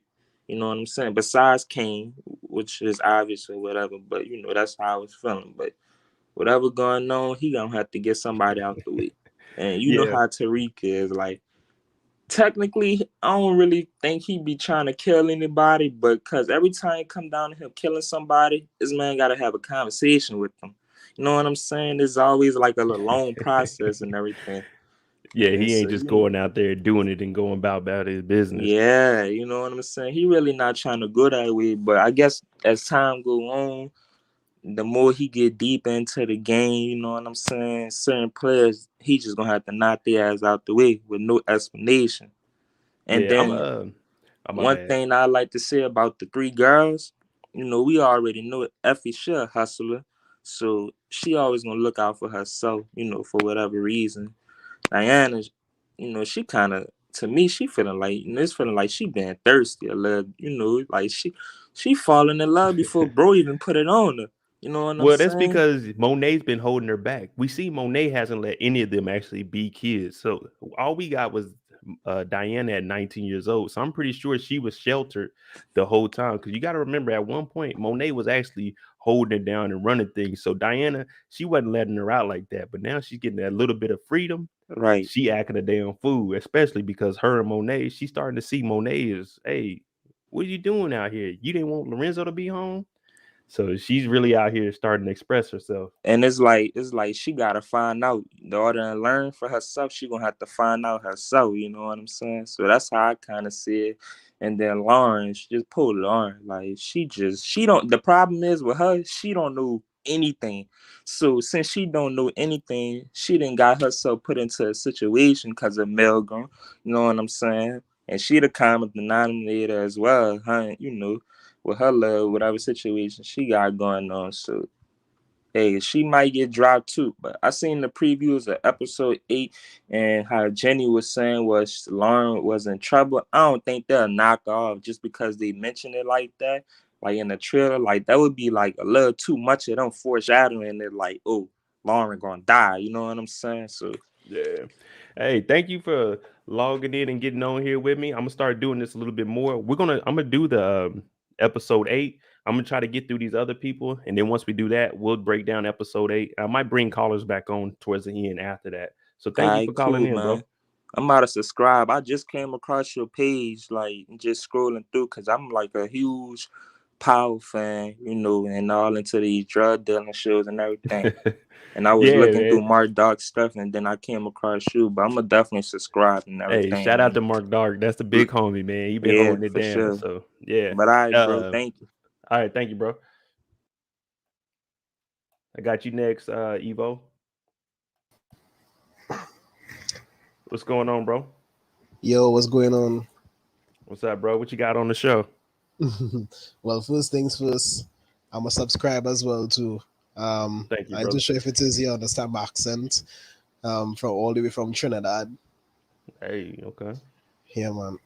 Right. So, well, I vibes the episode 7 really and truly. First things first, Mecca really deep in his feelings, and I believe honestly that could be his biggest weakness, and that could probably take him down really and truly, and he wouldn't even see it coming. Because at the same time, as much as we know Mecca is a calculated person, we still ain't know that much about Lorenzo and what Lorenzo is about as well too, right? That's the way how I actually see it honestly with Mecca. So Mecca really need to look out, really and truly. I mean, like I say, he's calculated and everything like that, but that weakness for Monet, wanting to be with Monet and wanting to be in Zeke's life, right? That could mess him up big time, really and So, truly. with Mecca being in his feelings, what do you think?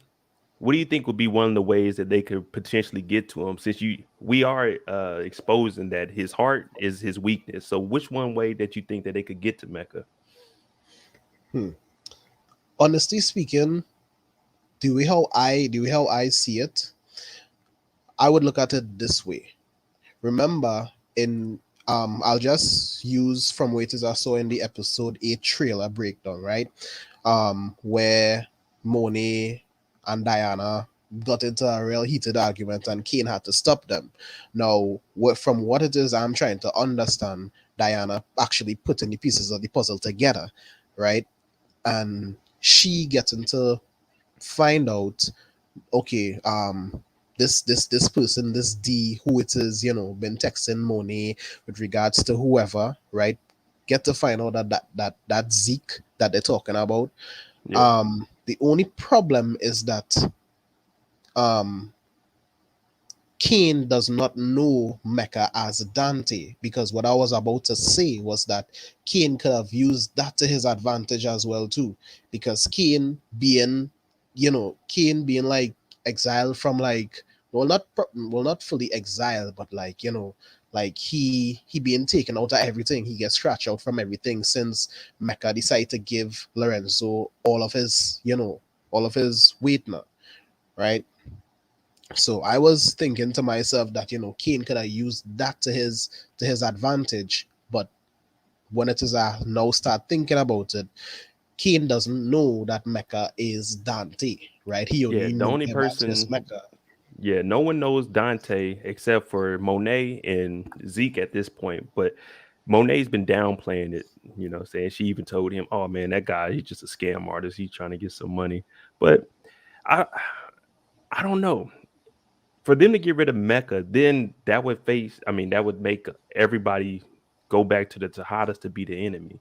So I think with Mecca still staying on the show, at least to the end of the season, we'll have us a common enemy of everybody. You see what I'm saying? Because if we off Hmm. him, then it's going to be Tariq versus the Tejadas, and Tariq doesn't have any muscle. So that war right there would be whack unless Tariq is snitching. Yeah. Um, with Diana now, who I've been seeing for a very, very long time, is that Diana, she been waiting for this moment to, get them cheeks Yeah, clapped now, boy. You to step understand? up. Yeah. And it's like I was watching when she came into Tariq's dorm. Like, she just couldn't wait to get it on, really and truly, right? Because Tariq still letting her know, Monet can't find out about this. If it is Monet know about these things, between me and you, you know, real, a lot going to happen. A lot of bad things might happen coming out of it, really and truly. The end result wouldn't be that well. But Diana not really studying that, right? Diana deep in her feelings for Tariq, and at the same time, Diana going against Monet these days, as we could see. So right now, in a kind of sense, the way that I see it, Diana not even thinking straight, right? Meaning to say that she not thinking, or she not even studying what the end result might actually be, because like I say, she deep and she feels for Tariq, right? So she Yeah, not really thinking about what Monet would do to her yeah, you right if she about that. find out. All right. Thank you for calling in, brother. I'm gonna try to get to. I don't know how to pronounce your name. I'm gonna bring you in and I'll let you tell me your name. But hey, Evo, thanks for calling. Thanks for that subscribe, also, brother. We do this every weekend. Well, every Sunday, 9 p.m. Eastern for Power, and we'll be doing it for Book Four also. So thanks for calling in.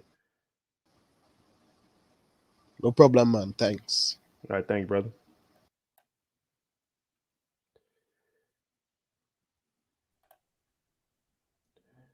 What's up? What's up? Good night.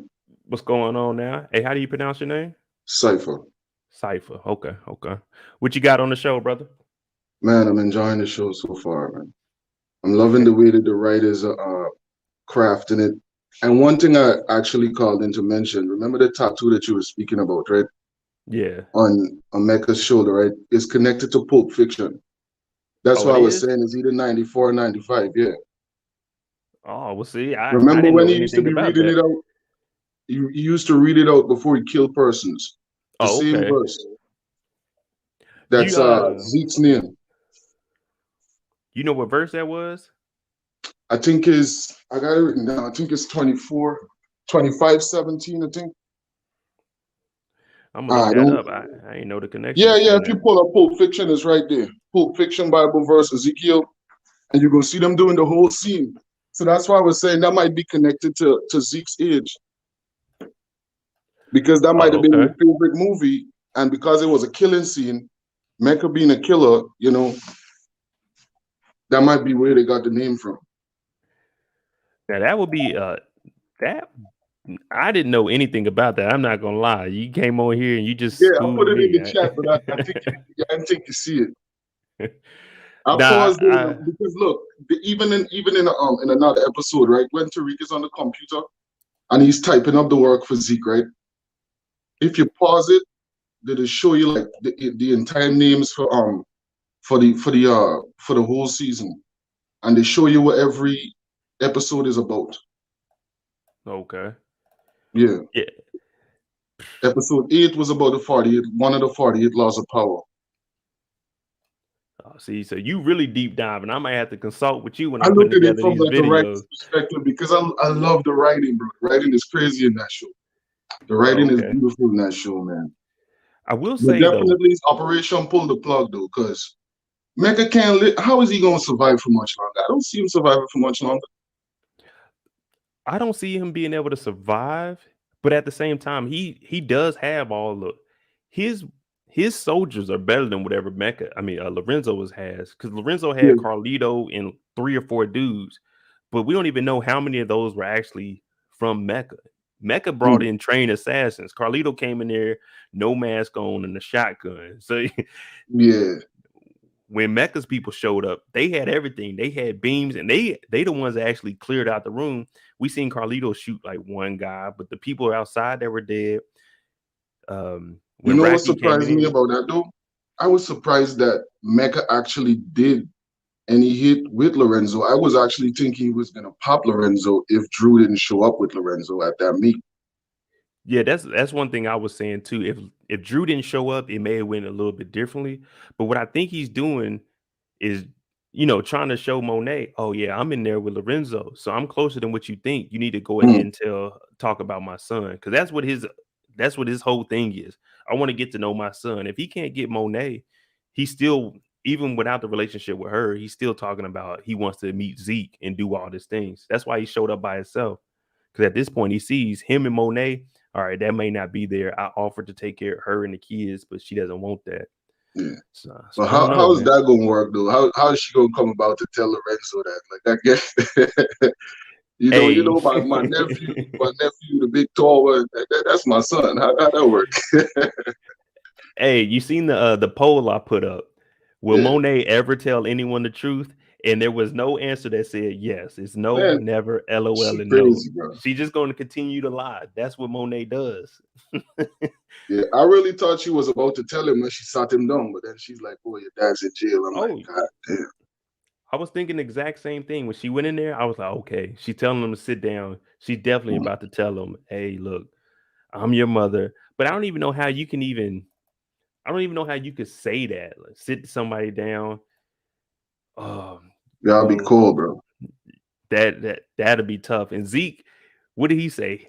We don't even know where Zeke getting money from. He talking about, look, I'm about to go down south and go holler at moms because it's some dude that look like Rick Fox. Monet is Mm. like, hey, just sit down. So I don't know how she would have been able to tell him that shit. Yeah, that's his mom, though. Hopefully, he figured it out soon before someone kills his dad, because that seems to be a general theme. But Well, go the ahead. writer did mention that the entire season, right, is based on sacrifice. So that's why I'm looking at Lorenzo's chain. He's wearing the Jesus piece all the time.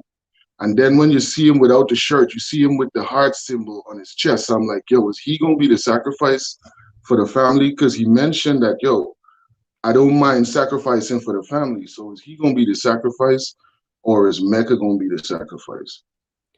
It might be Mecca, because what you just said was she needs to tell him before someone kills his dad. Now, you heard what she said about his dad. She said, I haven't told anybody, but your dad's in prison for life. So if they do get rid of Mecca, it'll just be some Yeah, random guy in prison that she could easily pin it on. You know what I'm saying? yeah.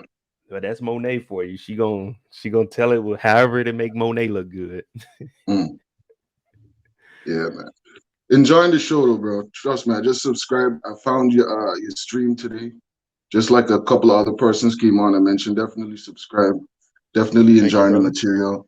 And thanks for having me on, man. No problem. Thanks for calling in, bro. Yeah.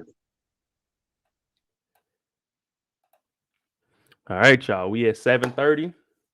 Y'all know what time it is. We about to break down the trailer. Well, I mean, I already did a little breakdown, but we're going to watch the trailer for episode 8. And I want to see what you guys' opinions are on that real quick. Matter of fact, I'm going to run that. Y'all hit that like button for me. Where we at? 305. We at 150. Yeah, look at like 20 more likes in here. I'm going to run the trailer for y'all, and I'll be right back. It's probably going to loop, but...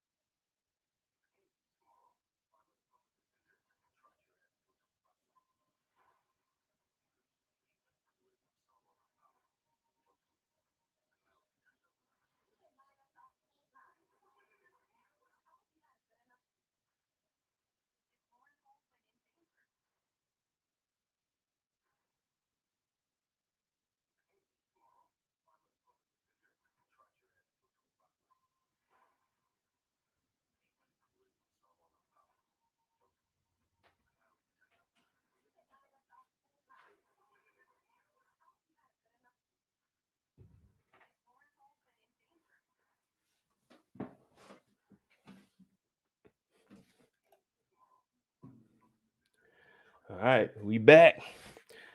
Now, hopefully y'all seen enough of that damn trailer, but it looks like it's about to get good. And I always say, episode 5, when they give us a break, all right, we got to calm down. 6, they're going to pick it up. 7, they're going to give us that action. 8, they're going to give us action. 9 is where we're going to hit the plateau. And then 10, we're going to drop down a little bit. It may be some action, but for the most part, it's going to leave us in the cliffhanger going into the next season. So let's take it back to the beginning. Oh, y'all couldn't hear that? My bad.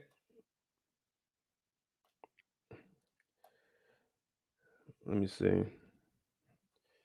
Now unplug my headset. It should be. Let me see. Can y'all hear that?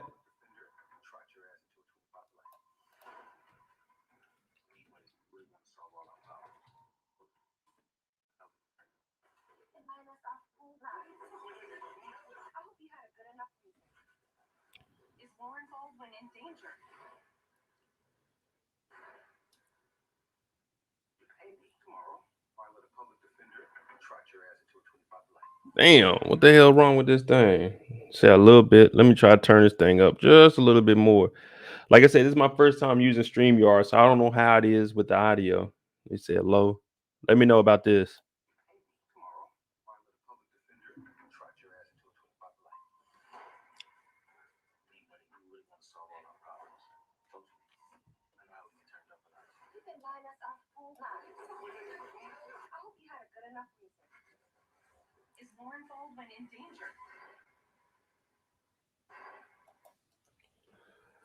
I don't know if I can get any louder than that. That's the loudest it go on the thing, but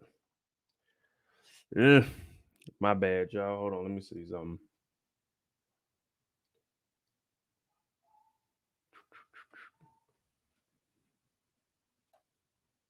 Still the same.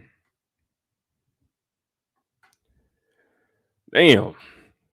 They over here messing with your boy. How about this? Tomorrow, or I let a public defender trot your ass into a 25 light. We really want to solve all our problems. Talk to me. I know how we can turn you up a notch. You've been lying us off whole lives. I hope you had a good enough reason. Is Lauren Baldwin in danger?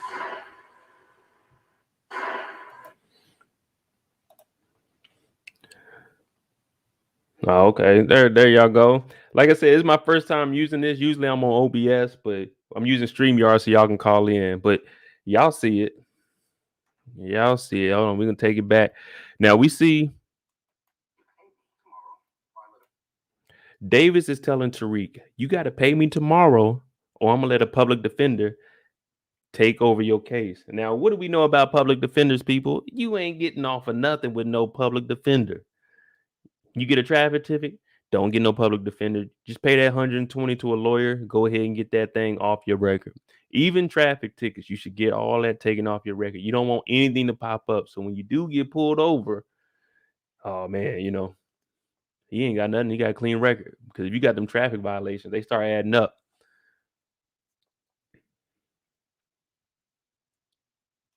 Public defender, trot your ass into a 25 light. Also, we see Kane is talking to Tariq. We know at the end of the episode of 7, he was telling them that there's no work on the street. Why? Because Mecca is giving it all to Lorenzo. So they got to find another way to get it. And it looks like they're going back into that same hangar that Mecca had where Kane came over there and whooped on a dude to prove himself. Now, I don't know what they're doing in there, but if Mecca finds out that Kane's fooling around in there and fucking shit up, they got a jet in there. They got Ferraris in there. They got a Hummer in there. If Mecca finds out Kane in here just shooting random people, he gonna be on his ass. It ain't nothing you can do with Mecca after you. We already seen he came in and shot up the spot. We want to solve all our problems. Talk to me. I know how we can change up. They in here, a big hangar too. Clean, white floors, got the white jet, got the Ferrari, got the H2. Well, now that's the H1 right there. That's the original Hummer. And I don't even know what this car is. This is out of my pay range. But if Mecca see these dead bodies in here, unless he organized this and set this up, he gonna be on. I'm not even gonna make a prediction on who actually came up in this mug, because I know I was wrong last week with it being Rocky and not not Diana. You've been lying us our whole lives. I hope you had a good enough reason. Diana back at it. That choke. Y'all see anything around my neck? That stuff must have cleared up. Monet ain't apply enough pressure to that neck because Diana in here talking reckless. You've been lying to us your whole life. I hope you got a good enough reason. Monet tried to jump across that table and wring that neck again.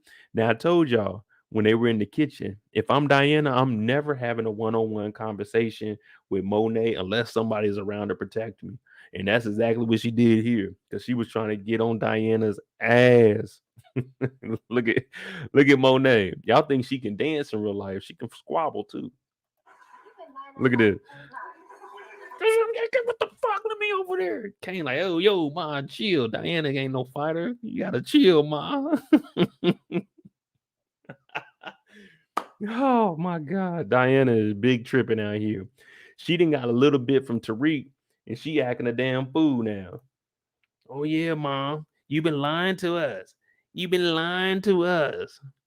Okay. You let Tariq smash one time, and now you out here thinking you grown. Okay, I'm gonna show you grown. Monet was about to put them, and you know Monet be having them nails too. So she was gonna put that thing around. This time she was gonna grip into that neck. She ain't playing. Monet gonna end up killing Diana. Man, it ain't no telling with Monet. She already said I'll kill you. So she had one hand last time. This time it was about to be the two hand like this. I'm talking about on the kitchen table. Dinner was right there next to her face. So not only she seeing Monet and Monet breathing hard in her face, she could smell that steak right there that they cooked too. That steak, the mashed potatoes. You know, they had good food then. You know what I'm saying? They living good. Lorenzo, he them came into some money. Yeah. But you can smell all that dinner, and now you really thinking about life. You thinking about life now, like, damn, maybe I was tripping. Hey, Blatant Truth, thanks for the super sticker. Thank you for that. She thinking about it. We just had dinner. I can still smell it. I got Monet in my face, breathing on me. I didn't get to finish all my dinner because I thought I was cool and I was grown. I wonder what Drew's doing. Drew probably in the corner. Drew in the corner. Monet, stop. Oh man, y'all remember last week when they were dancing and Drew was in there? He had the chicken. He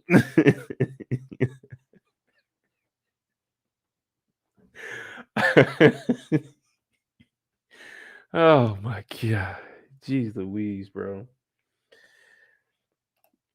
Diana got a strong face. You better have a strong neck, Khadijah. Because when them hands get around that neck, I don't care how strong your face is. You can't withstand that. You ain't breathing.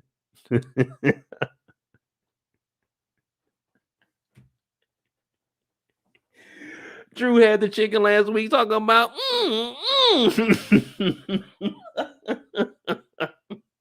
They talking about how was Drew the next one to take over. He got the chicken in his hand.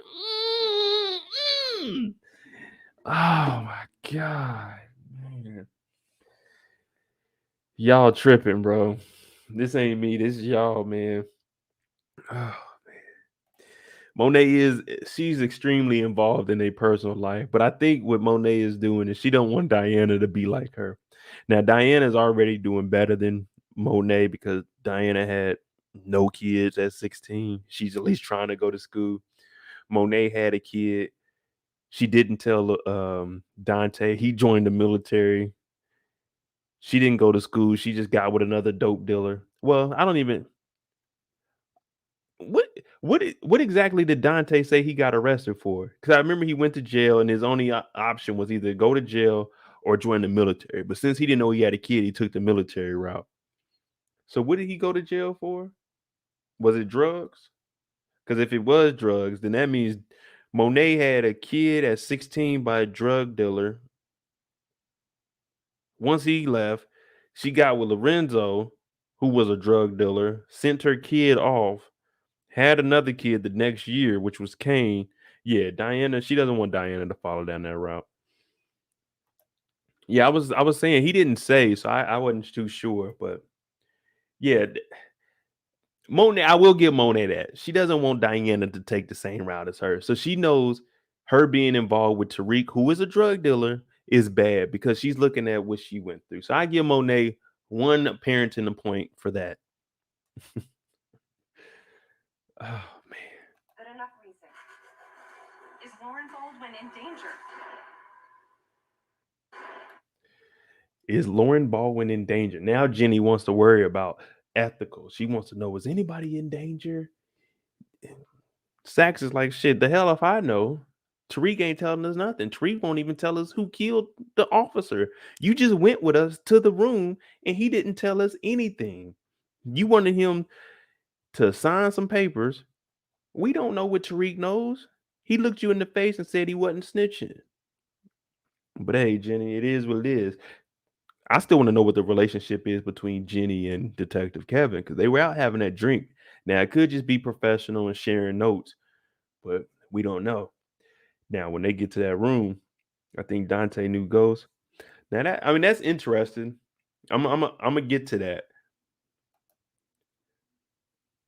But they come to the room and Tariq's looking at them all. I'm looking at this. The prosecutor, the DA, they not coming to your house with no paperwork. That's just not going to happen. If you're about to cooperate and take a plea deal, you're going down. You're going down to the office. You're going to that federal office or the state office. You're going to have your lawyer present and you're going to sign that out. Now, another thing, Sachs should have known Tariq wasn't going to do this. Tariq, he's not going to tell. One, because he's in the streets. And two, you aren't even his representative. Davis is. You're just an assistant on the case. So why would I take that? And I already told Tamika's ass I ain't snitching. I think Dante knew Ghost. See, I don't know. Because that would put it back 10 years. They may have. I think people know of Ghost. But I don't think they knew who James St. Patrick was. It was probably there's a guy, a black guy, I think he's black, by the name of Ghost that's moving work throughout New York City. Because Ghost is pretty much low key unless he was working directly with you. So they may have known. I think everybody knew of Ghost, but they couldn't link it to James St. Patrick. That's why no one knew that was Tariq's dad. Like Ghost is Tariq's dad. They just knew James St. Patrick, the club owner, and the guy that ran for vice governor. If that makes sense.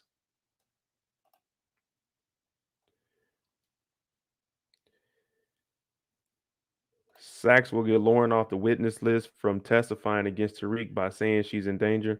Now that could work if she says she's in danger for testifying, but it just really depends on the DA though. Now, if Jenny wants to make that stick, she can easily say we can have a blind witness, pretty much where they cover them up. When they come out there, no one, the jury, they don't see it, but she does still testify. So that could be something, especially if Jenny is trying to make this stick. And you know she's trying to because Tariq turned down that plea deal. Now, the reason they always offer these pleas, you could do the most horrendous crime, but if you accept that plea deal, they still win. When it goes down in the books, oh, Jenny convicted. Yep, we got Tariq up out of here. So I don't know. Lauren, she's putting herself in a situation because there's no telling what she did in episode 8. She may have ran her mouth about something, maybe about Carrie, or brought up some information to Tariq. Who knows? You remember Kane actually met Lauren when they set up Tariq. Lauren showed up and she was looking for him. And Kane was like, "Oh, what's up now?" You know what I'm saying? So I don't know. She could be in danger from something that Kane did. But I think in Kane and Tariq, they're going to really be working together next week. Lorenzo talked to Tasha in jail. He checked out Tariq. Yeah, Lorenzo was the one making all the plays. He got Tasha the cell phone in there because Monet was saying, hey, you know what I'm saying, this inmate needs it because of something that's going on the outside. Now, as far as any relationship out of that, I think they talked on the phone once or twice. But other than that, Tasha gone. They say she in New Mexico. Will she come back this season? I don't know. You know what I'm saying? She's filming Queens. If you watch that, that's a whole nother headache. So it's like, geez Louise, all these shows.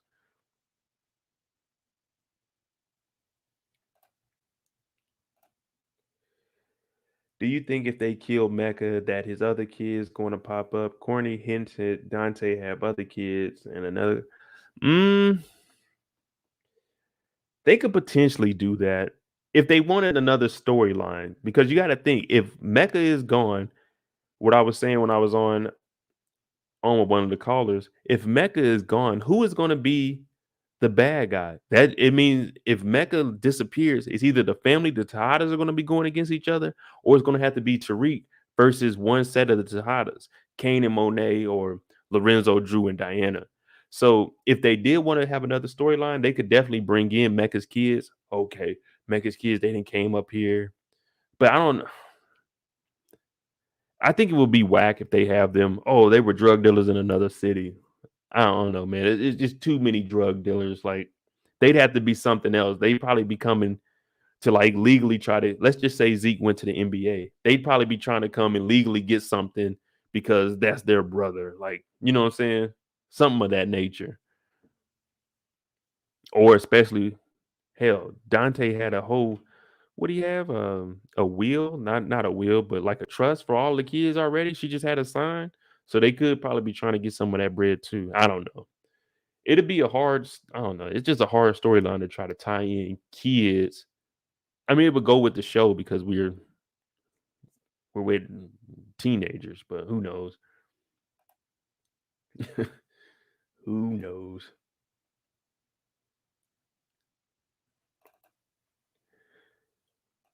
Now, I do want to see why was Lorenzo in county jail and not prison. That's a good question. Who knows? Who knows? Like, he could have been there. I don't know if this is taking place during the C-19, the pandemic, but he could have just been there like for temporary holding for like a couple of months before he moved off to a prison or something. I don't know. It's power. It's power.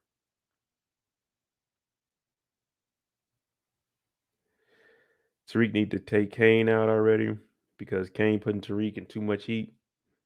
If Tariq takes out Kane though, the only way I could see Tariq taking out Kane and it being efficient is if he can pin that murder on him.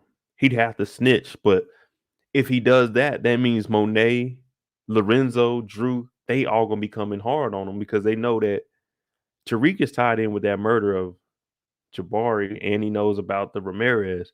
So if he does that, just like he told Sax, Jenny, and Tamika, I can't snitch. So That would put him in an even worse predicament than he is now. Because let's just say Mecca is still around. You didn't killed off somebody that was potential connect.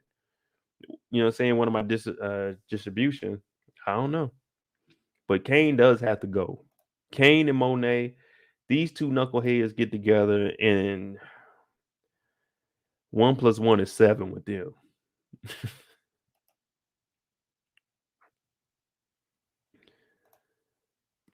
Tommy, the only one that wasn't a rat. Yeah, even Tasha talking about, oh man, it was Tommy that killed Ghost. I seen him in there. And now she on the run.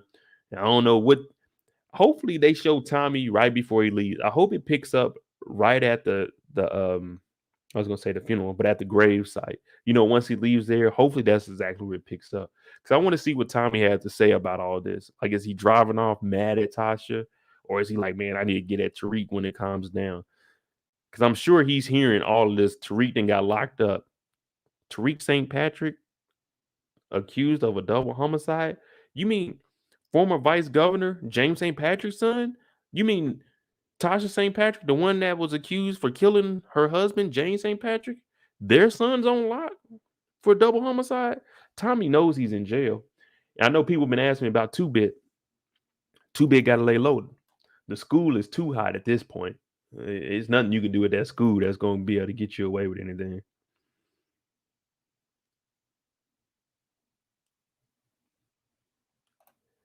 Tariq probably won't kill Kane, but I can see him setting him up just like Ghost did Kanan.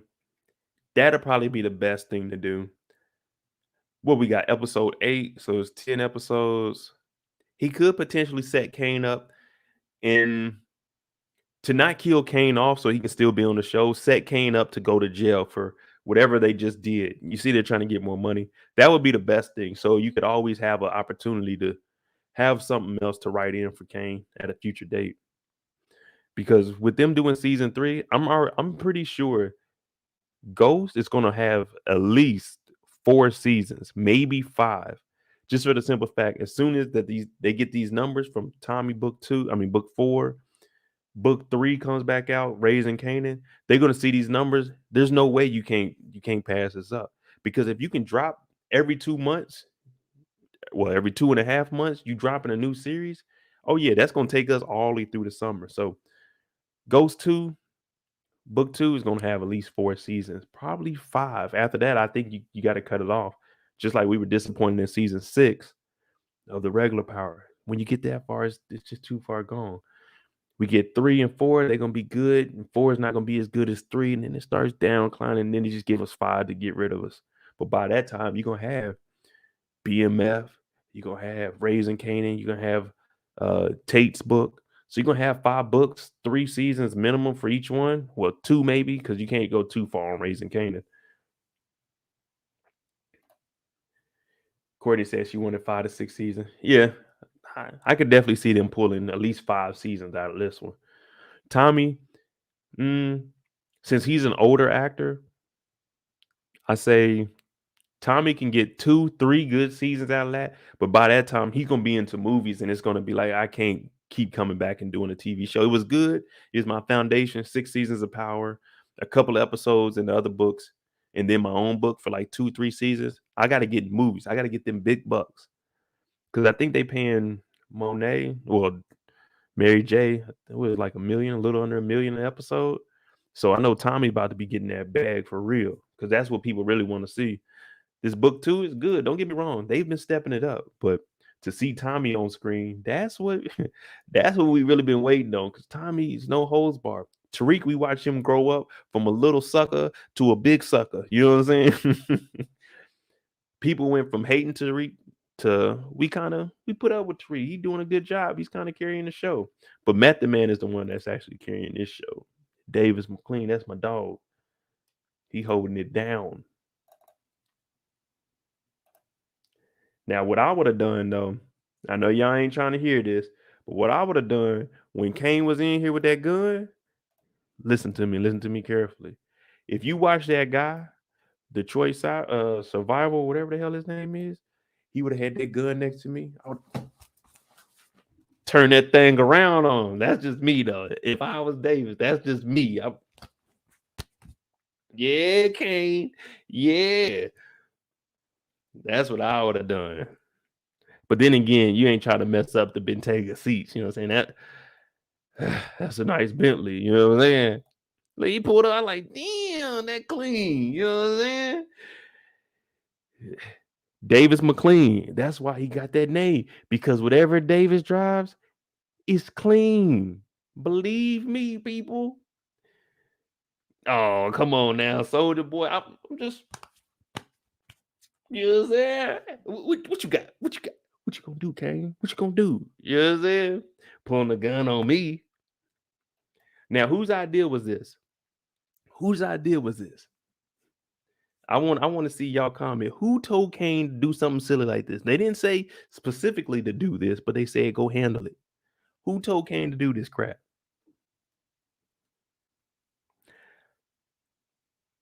It starts with an M and ends with a T. Monet told this fool, you need to handle this. And what does he do? He doesn't go out there and do some low-level stuff. This nigga attacks the lawyer that they owe $250,000 to. The lawyer, the only one protecting anything from coming to you. He comes and pulls a gun on him. I tell you, these two knuckleheads, you put them together, you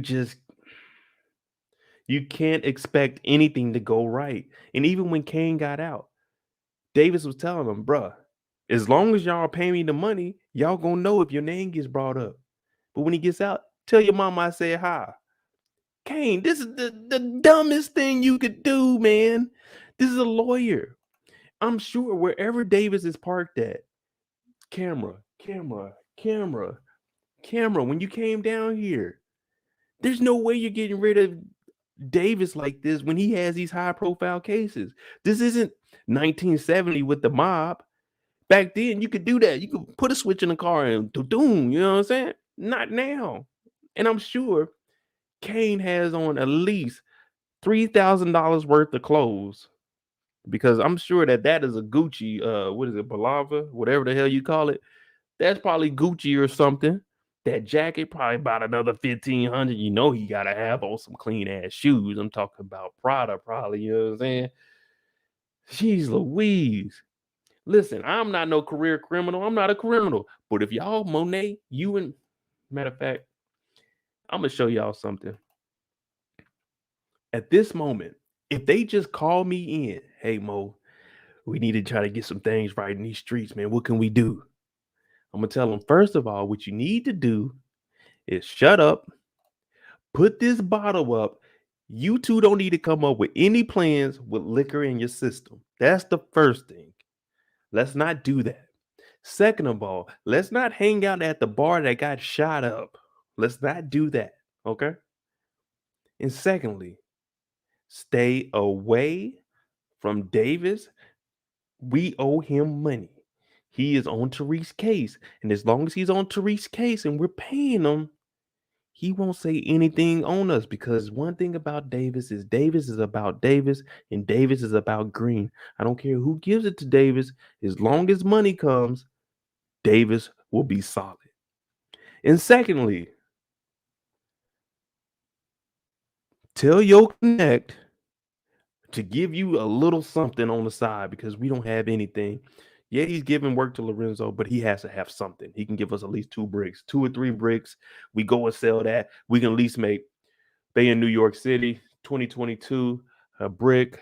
Depending on if it ain't stepped on or if it ain't fitting all, you can probably get a brick off for about 20, 25 maybe. You know what I'm saying? Price is going up. Inflation is in a dope game too. So we get 3 bricks, 75 bands. We can move 3 bricks a month. We straight. You know what I'm saying? Lorenzo bringing in money. We ain't got to go over the top. We don't need to get overzealous. We getting a little bit of money. Exactly. 500K. Oh, I reached out to Woody. I told you I'm trying to get some interviews on the channel from different actors. I reached out to Woody. I don't know if anybody has his like agency or his manager's email because I just reached out to him on Instagram. But I'm trying to get some of the characters on here, starting at the lower people because I know I can't just jump up to, hey, Mary J, is it all right if I just bring you on and ask you a few questions about Paris? She's like, who the hell are you? I'm like, I'll be dancing to your music. But yeah, these two, Monet talking about, you need to figure this out. I got to figure it out. Monet, you need to figure out something. You were using a kid, Tariq.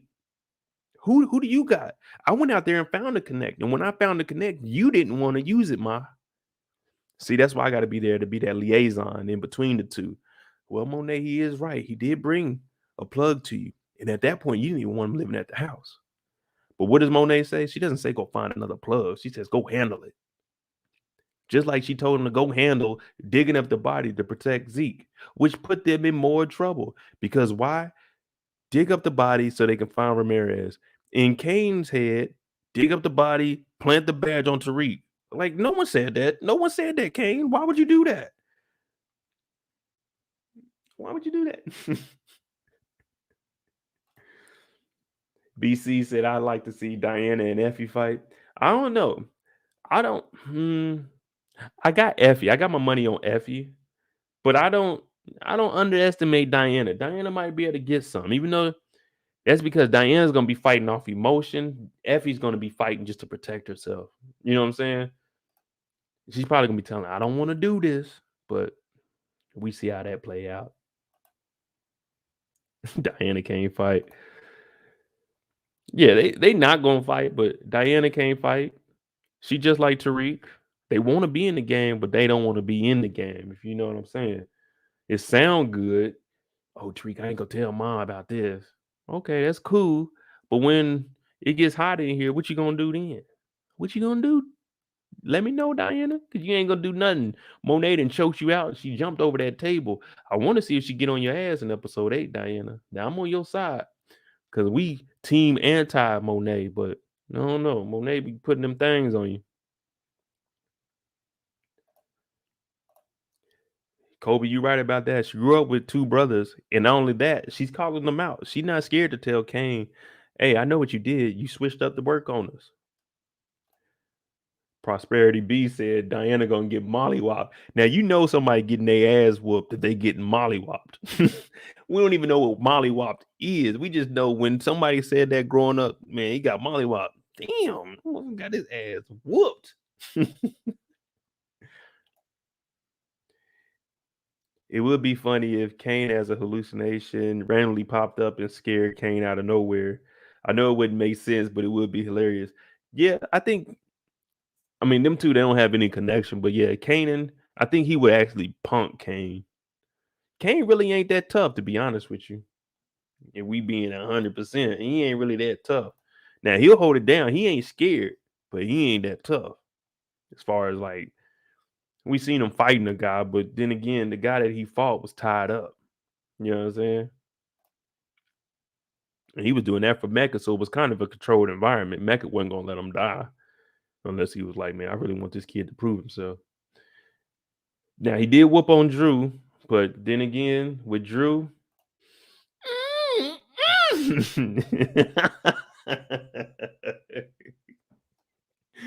Oh, man, Drew lucky Lorenzo saved his ass. Drew was in there watching cartoons, man. Kane really came in there and messed up this man's life, bro. Like, dog, I'm just watching TV, man. You come in here, turn off the TV because you mad. You mad. You mad because Pops brought me to meet the connect. We got work, Kane, and you don't. Oh man, I rocks with Drew though. I just want to see if he's gonna really be able to hold it down though. I mean, we see him, he's catching bodies, but at the same time, he still got his feelings involved. Now I can understand as a young kid, young man in love, but this whole Tejada family, the phone is what's gonna mess them up. Now, as much as they get on Little Guap for being on the phone, Kane, his phone, he's taking it everywhere. Drew on his phone. Monet, she on her phone. With, I don't know, man. Stay off the phone. Now, we didn't see anything from Effie this week, But Monet does have that burner. And the only way Monet's gonna deal with Tariq is through that burner. Ghost about to be a granddad. Hey, hopefully not. That I don't know, man. But then again, this is power. What they could do is throw it off and hell, he knock up Lauren, Effie, and Diana, all of them. Who knows? But he don't need to be no father, especially right now. He's still trying to get his sister out. Now, if he does get custody of Yaz after he beats this case, he was already in a 1-bedroom that he was gonna stay at Lauren's brother's apartment. Like, you had to get some money out here. We still don't know what actually happened with the business that him and Brayden started up. I want to know what's going to happen with that and how that's going to play a part, especially with Brayden when he's seen that Tate was talking to his dad about those photos. Now he told Tariq straight up, "Hey, I don't want to show those because of my dad. It could implement my dad and mess up everything." So I don't know what's going to happen between Tariq and Brayden from this point, unless they get the photo before they give it to Tate and like edit out his father's face. I don't know how this is going to work between the two because Tate doesn't have the picture yet. Tariq just told him about it. But one thing about Tate, he holding it down. You know what I'm saying? Look, I'm gonna blackmail whoever I need to. This is politics. Now, what he does say is tell Sweeney to step down before the midterm elections, and whatever kickbacks he's getting, send them to me because all of those congressmen and congresswomen politics. You see it all the time. Corruption within the locals, like the local government and then the federal government. They're getting kickbacks from corporations, and Tate's like, all that money that he's getting, send that to me. And I won't say nothing. I won't release this photo. But the Weston, he's thinking, man, I'm not folding. You know what I'm saying? We don't take blackmail serious around here. Well, we do take it serious, and you ain't getting our money. I want to see how that plays out because right now, Tate is putting himself in a power position, just like the show's name. Everybody's trying to gain power over someone. Will it work? We aren't too sure. Duke can run as a Democrat with a blackface scandal. Exactly. Hell, anyone with blackface, especially in this type of environment that we're in now, you're more likely going to come down. You're going to have to step down because a lot of sponsors, the way you get at these politicians is through whoever like backs them. You got to go to these big corporations. If they say they won't support them anymore, then that's why most of these people start to step down. Because once they see that money is starting to dry up, you got to remove yourself from that situation.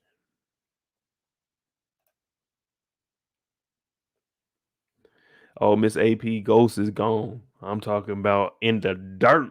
There ain't no coming back. In the dirt. He had to go.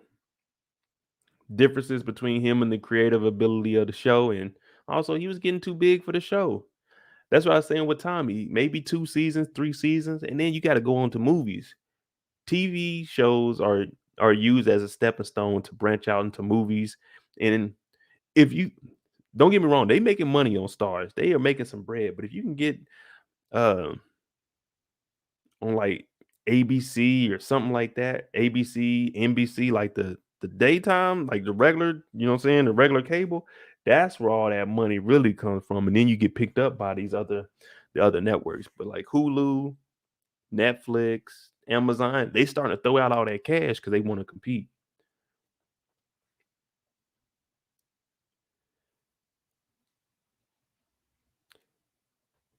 Ghost appears in the season 2 or beginning of season 3. I don't know. I don't really want to get into the debate of if Ghost is alive or not. I don't believe he is. If he is, then great. When he comes back, you're gonna see a big spike in numbers, and hey, everybody gonna be online talking about that. Even me, I'm gonna make some videos. But as of right now, he's gone, and we gotta live with Baby Ghost. Baby Ghost, Tariq James St. Patrick the third, Bartholomew. Oh man.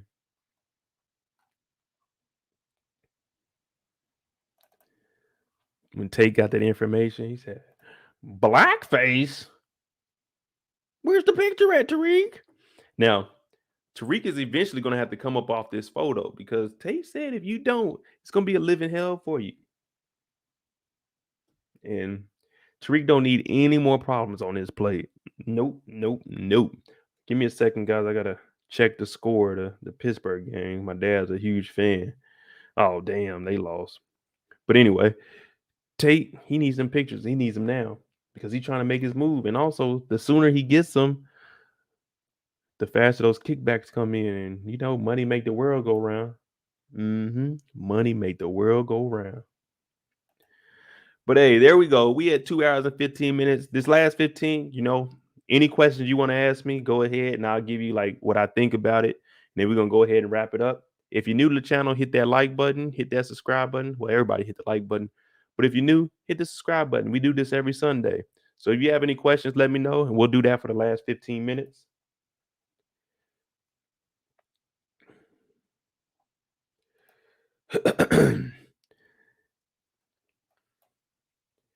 Baby Goals will know his pop is alive when Reek is the big kingpin and graduates. That would be something if James was still alive and he actually wanted to wait and see if Tariq finished school so he could personally hand him the money and the trust. That would be some crazy shit. But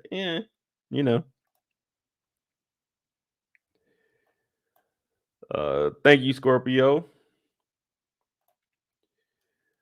What kind of car you think Tariq need? I say a Hellcat or a Trackhawk.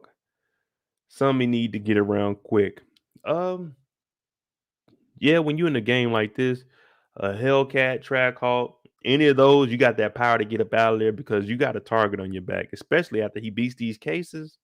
Yeah, he gonna need something with some power in case somebody pull up and get to shooting, he can get up out of there. But then again, this is power. We know how irresponsible Tariq is, so he could easily break that car with all that power.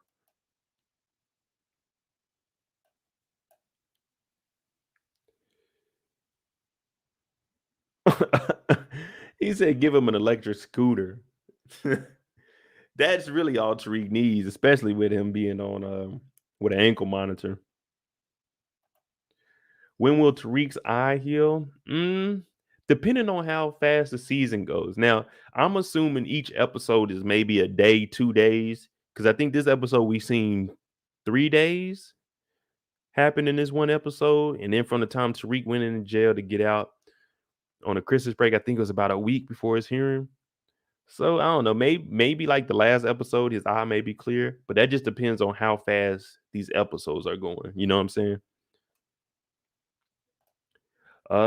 2-Bit, he's laying low right now. He has a body on from where he killed the guy at Stansfield, where he drowned him. So will he pop up? Maybe, but you heard Tariq tell Brayden in the other episode that if 2-Bit was around, he would have been coming after Brayden. So that's one reason he didn't tell him about that. So 2-Bit may show up in Power's season. I mean, not Power, but in Tommy's season.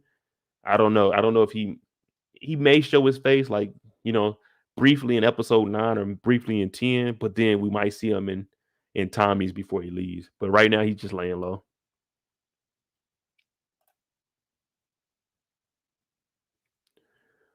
Now, Tariq got beat up when he went to Mecca's house. He followed Kane and he went to Mecca's house, and Nuff came outside because he seen Tariq follow him. Well, he didn't see him follow him, but he seen him outside the entrance, and he whooped on him. And then that's when they killed Nuff up in the room because he was doing too much talking.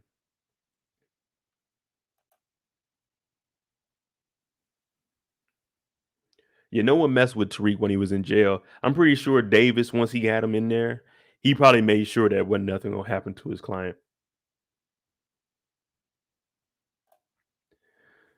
2-Bit not coming back. Him and Courtney Kemp broke up.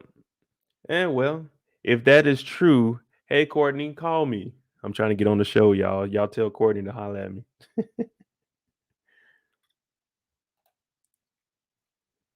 Diana will be pregnant next season. I don't know. That would be. So if Diana gets pregnant, that would make Diana his Tasha. That would be tough. Monet will be upset if that happens. Tariq didn't go to jail. He was just in bookings. Yeah, that's what I'm saying. He wasn't in nothing but holding. He was in there. He had on his county orange. He was in holding until his court hearing. But yeah, he got beat up by Nuff.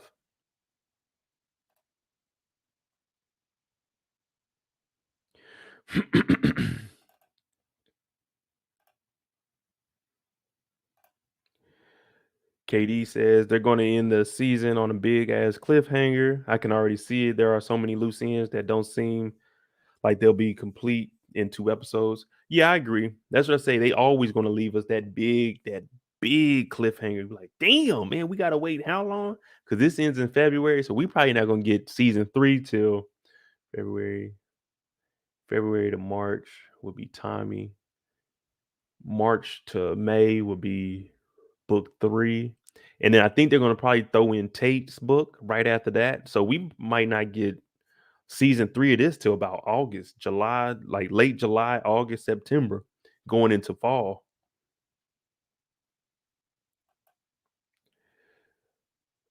I think you can be a really good writer. Oh, okay, yeah.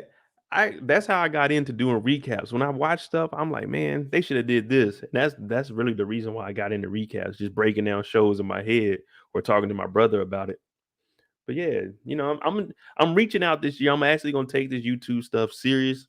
I started off my channel small. I mean, we still a fairly small channel. You guys are rocking with me on the live streams, but I think in like November I kind of took off like 7,000 subscribers in a month. So I'm definitely, like I said, trying to reach out and do interviews. If there's any way I can get into the business, hey, then I definitely do it. I mean, I don't have any damn background about writing shows. My cousin does, and also the Fresh Prince show, Bel Air is coming out. My cousin actually helped do the original plot for it that they put out, and then my cousin, his brother-in-law is the actual barber on set. So I have a few connections down there. I didn't get to go down there because of COVID, but you know, so I have a few things, you know what I'm saying? I might be able to get some interviews with them, but that's a whole nother show. They trying to end the season with Reek saying that he was 1 foot bigger than the other. When he told Zeke that, I'm like, hey, bro, who are you, weirdo? Why do you know that about me? When do you think Davis' past will come out? I'm thinking Davis's past won't be exposed till maybe season 3. We still haven't even got the background on his brother. All we know that his brother is locked up and Carrie could potentially help him because she was a prosecutor at that time. So Davis's his backstory, I could see that. I don't want them to do a whole nother spinoff. That's just too much. If they were to open up season 3 with where they left off and then show Davis's background or like how he got to where he is, that would be cool. We wouldn't need a whole episode, you know what I'm saying, like half an episode. But I don't know if they're going to actually give us his whole detailed background unless he speaks about it, with whatever him and Carrie did. I could see them talking about that next week or episode 9.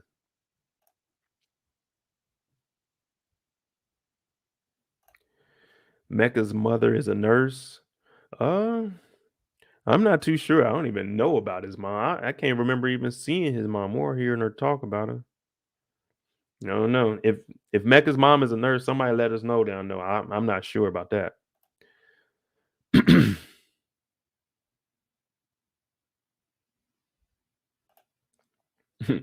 Said Mark Dark don't be collaborating. He'll do a shout out, but he don't seem like the type. He don't show his face. Well, I talked to Mark Dark. I've commented on his things, and we actually, I won't say he reached out to me. We talked through comments and stuff. Matter of fact, I'm gonna try to reach out to him and see if he'll actually come on here one night, just so we can talk to him. Because I think Power, they're actually giving him information. Sometimes when I look at his stuff, I'm like, damn, Mark Dark, this man is really on it. Does he work for STARZ? Is he with Power? Because he knows his stuff. And I'm talking about he got questions. And I'm like, damn, he is light years ahead of me. Mark Dark is a good guy, though, man. I ain't got nothing against him. I actually watch his channel. And that's how I got into doing Power, too.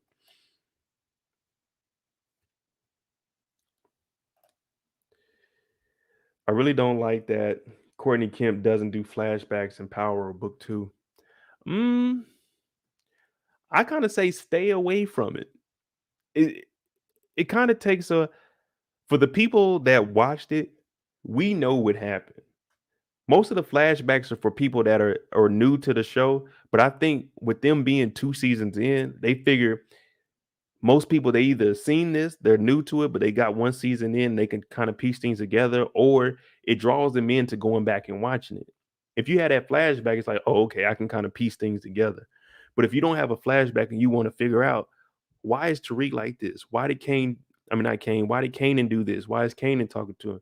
It'll make you go back and watch the old shows. So I think that's one reason they stay away from the flashbacks. I mean, that's what I would do. I wouldn't put any flashbacks on here.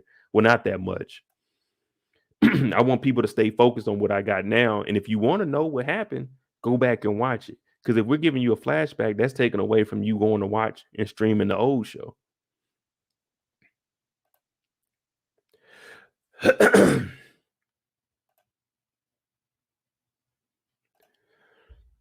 Yeah, see, Jordan power rocks with Mark Dark. Yeah, Mark Dark, he's ahead of everybody when it comes to power. I just seen his studio, like his room where he records everything. He got all kinds of like the little flyers and all that shit. I'm like, damn, he got memorabilia.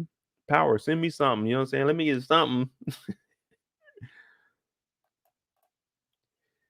That'll be dope. And yes, I used to think that during the original, I was like, they must be putting him on info, laughing but very serious.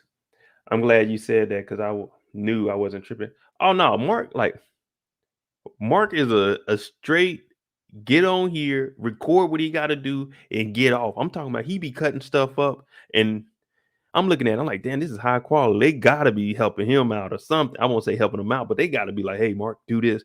Because people watch his shit. Like he'll post a video, 50,000 views. I'm like, damn, okay, Mark, I see you, brother. But yeah, he does his thing. He may have insider information, but when you have a channel like his, hey, more power to the brother, man. He the OG. I think I may be older than him. I'm not even sure how old Mark is, but hey, you know what I'm saying? I salute the brother. Monet thinks Lorenzo's a snitch.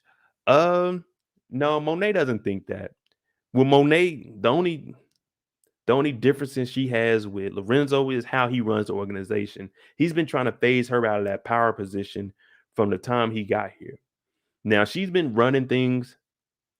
Let's make it clear. She's been holding things down since Lorenzo was locked up. But no decision that Monet made was ever 100% hers unless it was directly to Kane. But when it came to the operation, hey, Lorenzo, even when he was behind bars, he had to be the one to give the go ahead. And now that he's out, he's talking about, I hope you enjoy your retirement. You see what I'm saying? How he's treating her. He's treating her like a wife that he doesn't want in the game. You know what I'm saying? He doesn't want her to be dealing any drugs because if anything comes back, he wants it to fall down on him and not be on her. But Monet, she don't want that. Monet wants to be in the game. Monet wants to be top dog. Like when they came in here, we got Louis. Matter of fact, I'm pocket watching. I know a lot of people be hating. Oh, Mo, you watching people's pockets. I don't give a damn. It's a TV show. Let's see what we got here. How many do we have in here?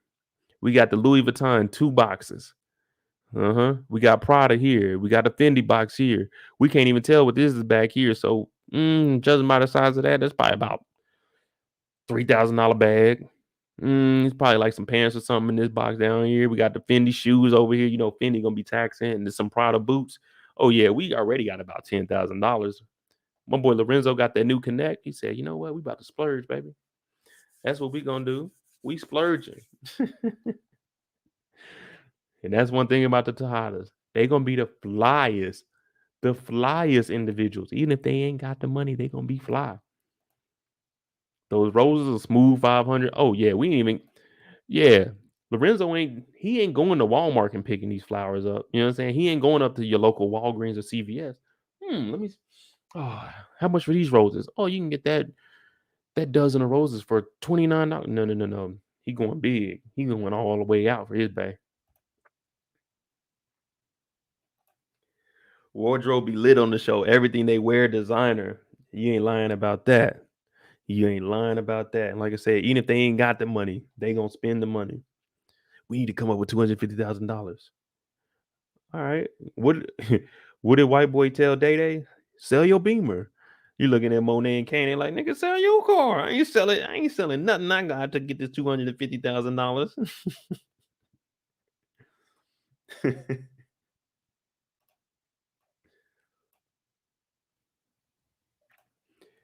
Yeah.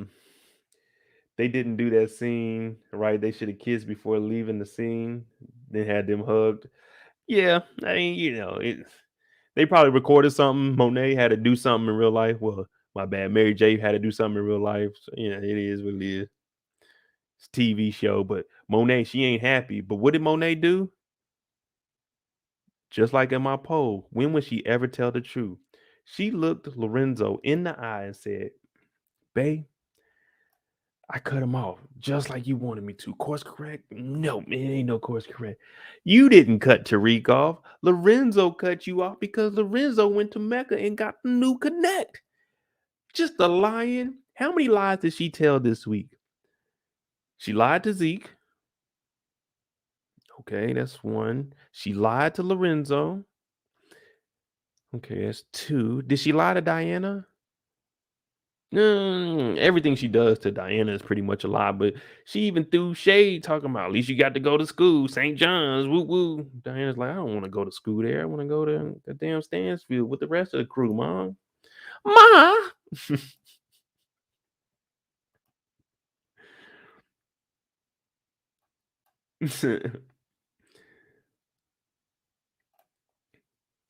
I would say the show is black excellence. The show is full of black villains. Let's be very clear. Well, there isn't one. There's only how many black people can I say are legit on here that isn't a villain? Kamal is legit. Yaz is legit. Mm, Everett is legit. Well, I mean, he a snitch, but he's legit. Um, that's about it. Tamika, she's semi legit. She did some crooked things to try to help Sax out, but there's about 4 or 5 legit people on here. But everyone else is crooked. Carrie crooked. Zeke is he's straight. He ain't in the dope game, but Carrie crooked, Tate crooked, Monet crooked, Drew, Kane, Diana, Lorenzo, Mecca, Rocky, Tariq. Jeez Louise, we can go on and on and on. So yeah, it is a lot of crooked crooked villains in here. None of those are are the main cast supporting actors. Yeah, you're right. I'm trying to find somebody. Out of the main actors, there's not one legit black person. Everybody has some dirt on them. I'm trying to think. Yeah, every black person except for there's no main black character that's legit. Mm-mm. Except for Lauren, I would consider her a main character. I mean, she participated in some, saying some police activities, but she's legit. But yeah, she ain't really a main character. We didn't even. Damn, I'd have been on here 2.5 hours messing around with y'all. Y'all done got me just talking and rambling. We didn't even get on Davis and Paula. Now we know that they had a past, and she used to be putting that thing on him. The first thing he did when he showed up was took that ring off. Cause why? We here for business. It ain't no personal relationship. Yeah, Rashad Tate, his younger brother, Kamal Tate, he's legit, but he's not a main character. We might only get him for like 4 episodes. Not Scorpio. I'm saying as far as legit, like Lauren's not in the game and she's not messing nobody over. She's an actual civilian. She's not selling drugs. She wasn't trying to set anybody up. She just wore the wire to get out of trouble. But as a civilian, you can do that type of thing. Now, if Tariq wore a wire or like Kane or somebody, then that's not being legit. You in the streets, you can't be wearing wires. You messing with the police.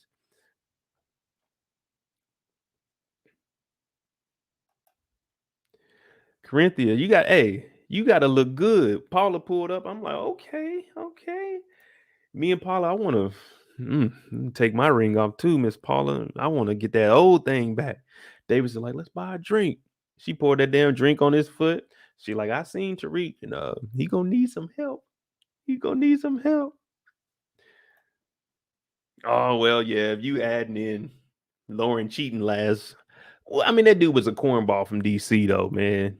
Like those type of dudes, they always get messed around on. And he's probably gonna be very successful in his future. And Lauren, she's gonna be called up a baby mama by Tariq because she wanted the dope boy. But it happens like that, you know what I'm saying?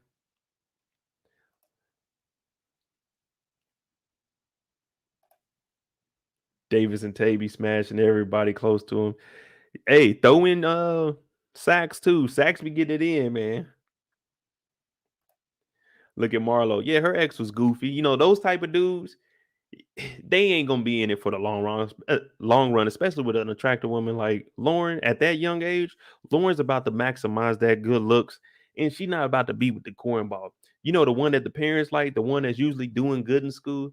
The girls in them teenage years, they exploring college, they ain't about to be messing with them type of brothers. It is what it is. It's life. Yep. Brashandria, she does do drugs. She in there. Well, I don't consider marijuana drugs, but you know, I'm pretty sure she dabbles in everything else.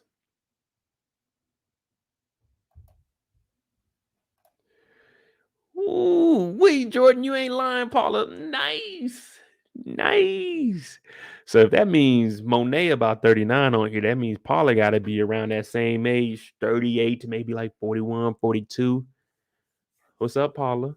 You know what I'm saying? You look a little old there, but you know, still an attractive woman.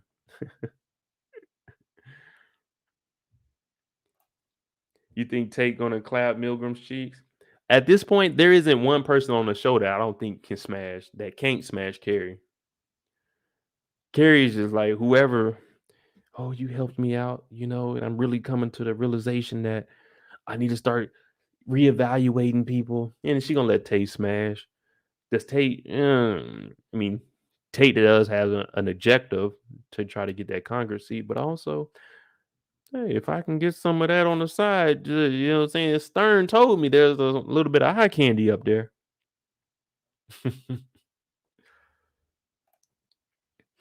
Kalia says they effed up Lauren's character with that wire. Yeah, but they had to do something so Tariq could start to have a relationship with Diana for that to open up. One thing about Power, it's never going to be a drama moment. It never transitions from one smooth moment to another. You have to have some kind of drama to tie it in. And with her wearing that wire, that put the separation between Tariq and her kind of losing that trust because of him being, you know, being with the two homicides. So with that little separation between the two, that put Diana in, which opened up the conflict between Diana and Monet more, and then the conflict with Tariq and Monet.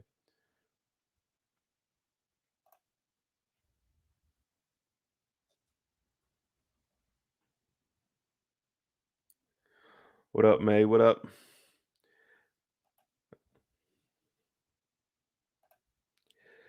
Why is no one speaking about Jabari extorting Tariq? Well, the police know about the story. Well, everybody's starting to find out about the story, but I don't think you can really point out that Tariq was getting exploited unless Tariq comes forward and says he was using, you know, he was writing that book on me. Because right now all they can do is go off of speculation. I think that book was written about Jabari and Carrie. You see what I'm saying? So there's no real evidence unless Tariq says something about him being extorted by writing the book for actual Jabari. And since he's dead, no one's really going to care about that anymore. And like, what did Brayden's brother say? Did anyone know about this Jammery guy? Like before he died? Like no one cared. Just Jabari, bro. A professor whose book failed and he's trying to make his way back in the game.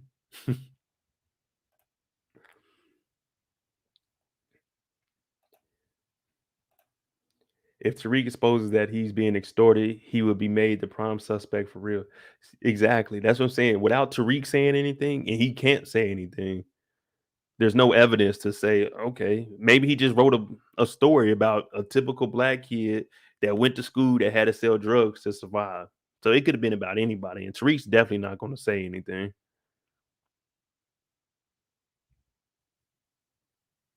Oh, well, yeah, they could check the bank records. Or where is it at?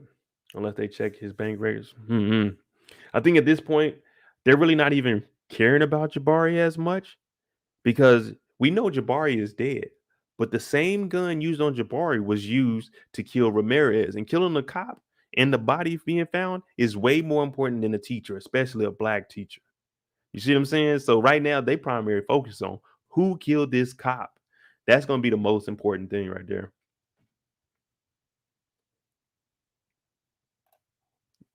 Kane can't go one more more than one episode without messing up. Kane can't go a episode without messing up.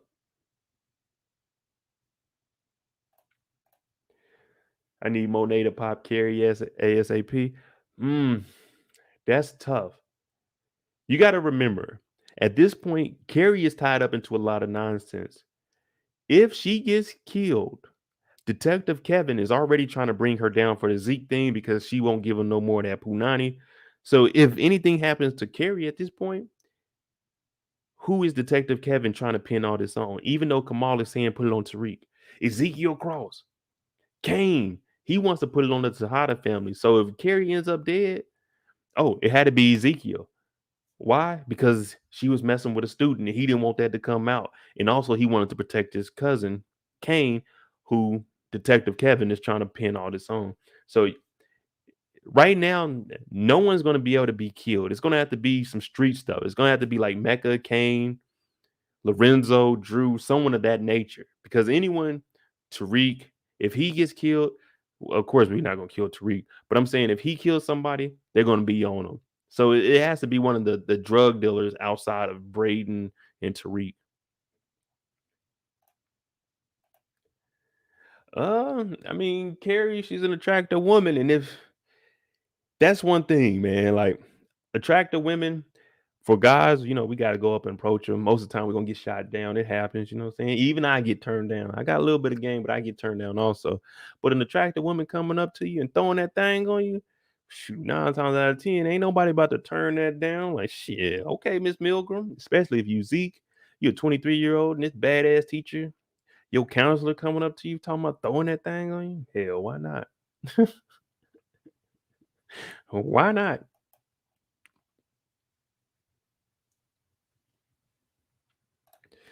Mecca will get his son. Mark my word. Yeah. Zeke is eventually going to find out the truth. He's going to have to. Now, I don't know what's going to come out of that. I can't even visualize like what the storyline would be once he finds out who is, that Mecca's Dante's his real dad.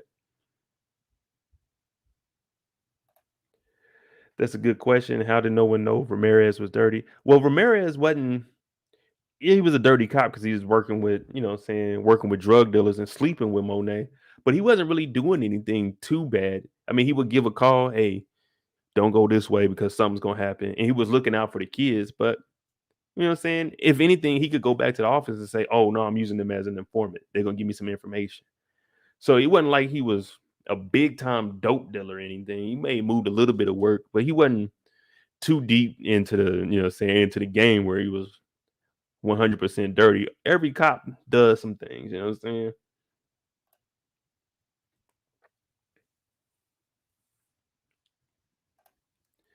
It's a give and take on both sides because an attractive woman is still a whore for having as many partners as she wants. But a man won't always get those. Yeah, see? And that's what I'm saying. Like, well, we know, I hear all the ladies, oh, Davis McClain, that man, sexy. Like Davis, on the other hand, he getting girl. He pulling up in the Bentley. He pulling up in a Ferrari. They just looking at him. Oh, a brother in a suit, okay, with the beard, and he got the Bentley. Yeah, they throwing it at him. But then you got me. You got goofy ass Zeke.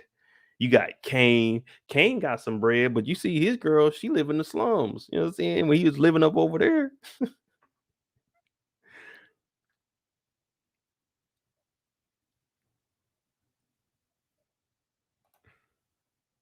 Exactly, Rich. Police don't care if they're dirty. If a cop gets murdered, then that's what it is. They're gonna be looking for him. So Jabari is tied in with Ramirez, but Ramirez is the bigger story because it's a cop. Now, of course, on the college campus, Jabari is a bigger topic, but the same gun killed both of them. So all the eyes, and I'm guaranteeing the media, oh yeah, black professor was killed, but there was a cop that was killed, and we're doing a bit like such like that. So Did Kemp ever say why Zeke is that old in college? I thought she. I mean, he's 23, so I don't know if he done.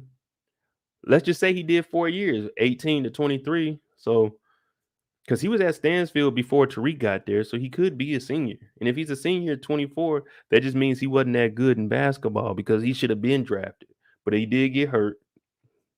And I know there are some players that go off 4 years, but yeah, I mean, folks be 30, just starting college. Zeke age ain't really a big deal. Yeah, I mean, I started college I took my first college class, I ain't gonna lie to you, at 29. I went to Arizona State. I went on campus. I was 32 years old. I was going in my sophomore year at 32. So, I mean, it just depends, you know what I'm saying? Hell, I'm 36 and I'm about to finish my master's in April. I got my bachelor's last year at 35. So I mean, I don't hoop. These knees, I ain't out there on that court, and that jump shot, it may be equivalent to Zeke because he ain't make it to the league yet, and I ain't make it. So we could be on the same timeline. Yeah, he didn't have the grades. Bruh, Zeke got held back 20 years. Well, it ain't no telling, man. You know what I'm saying? Like, he came up here. He was the oldest out of all of his cousins, and he ain't really getting no love. Y'all see how Monet treated him? She yelling at him every episode. I can only imagine how they were getting treated when they were younger. She wakes up in the morning yelling at Diana. Diana's 19 years old at the computer. Oh, good morning, Mom. Shut up, Diana. Like, damn, Ma, just saying good morning. Why are you stressing like that?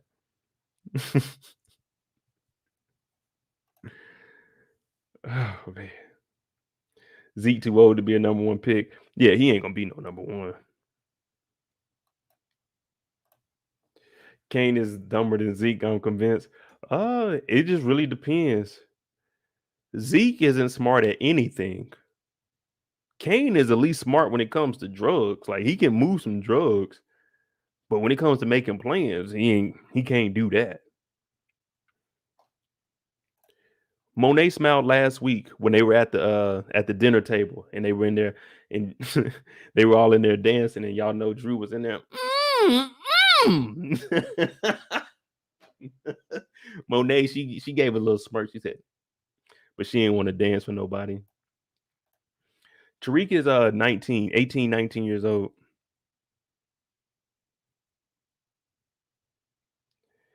The ages are a little bit messed up. As far as the Tejadas, what I read was Diana is 19, Drew is 20, Kane is 22, Zeke is 23. Yeah, and Tariq's about 18, 19 years old. Him, Lauren, Diana, Effie, they're all around the same age, and Brayden. Oh, yeah, she did smile on that damn helicopter ride. And then she was like, I never done this before. Y'all the Tejadas, y'all ain't getting money like that? You ain't never took a helicopter ride before? Come on, man.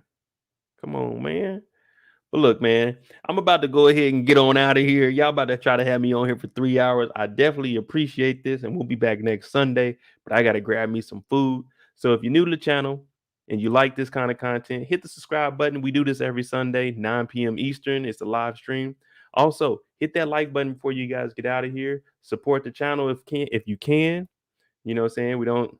You don't have to do it. If not, it is what it is, but I definitely appreciate it. This year, I'm trying to go harder on this YouTube stuff. So we will be having more live streams throughout the week.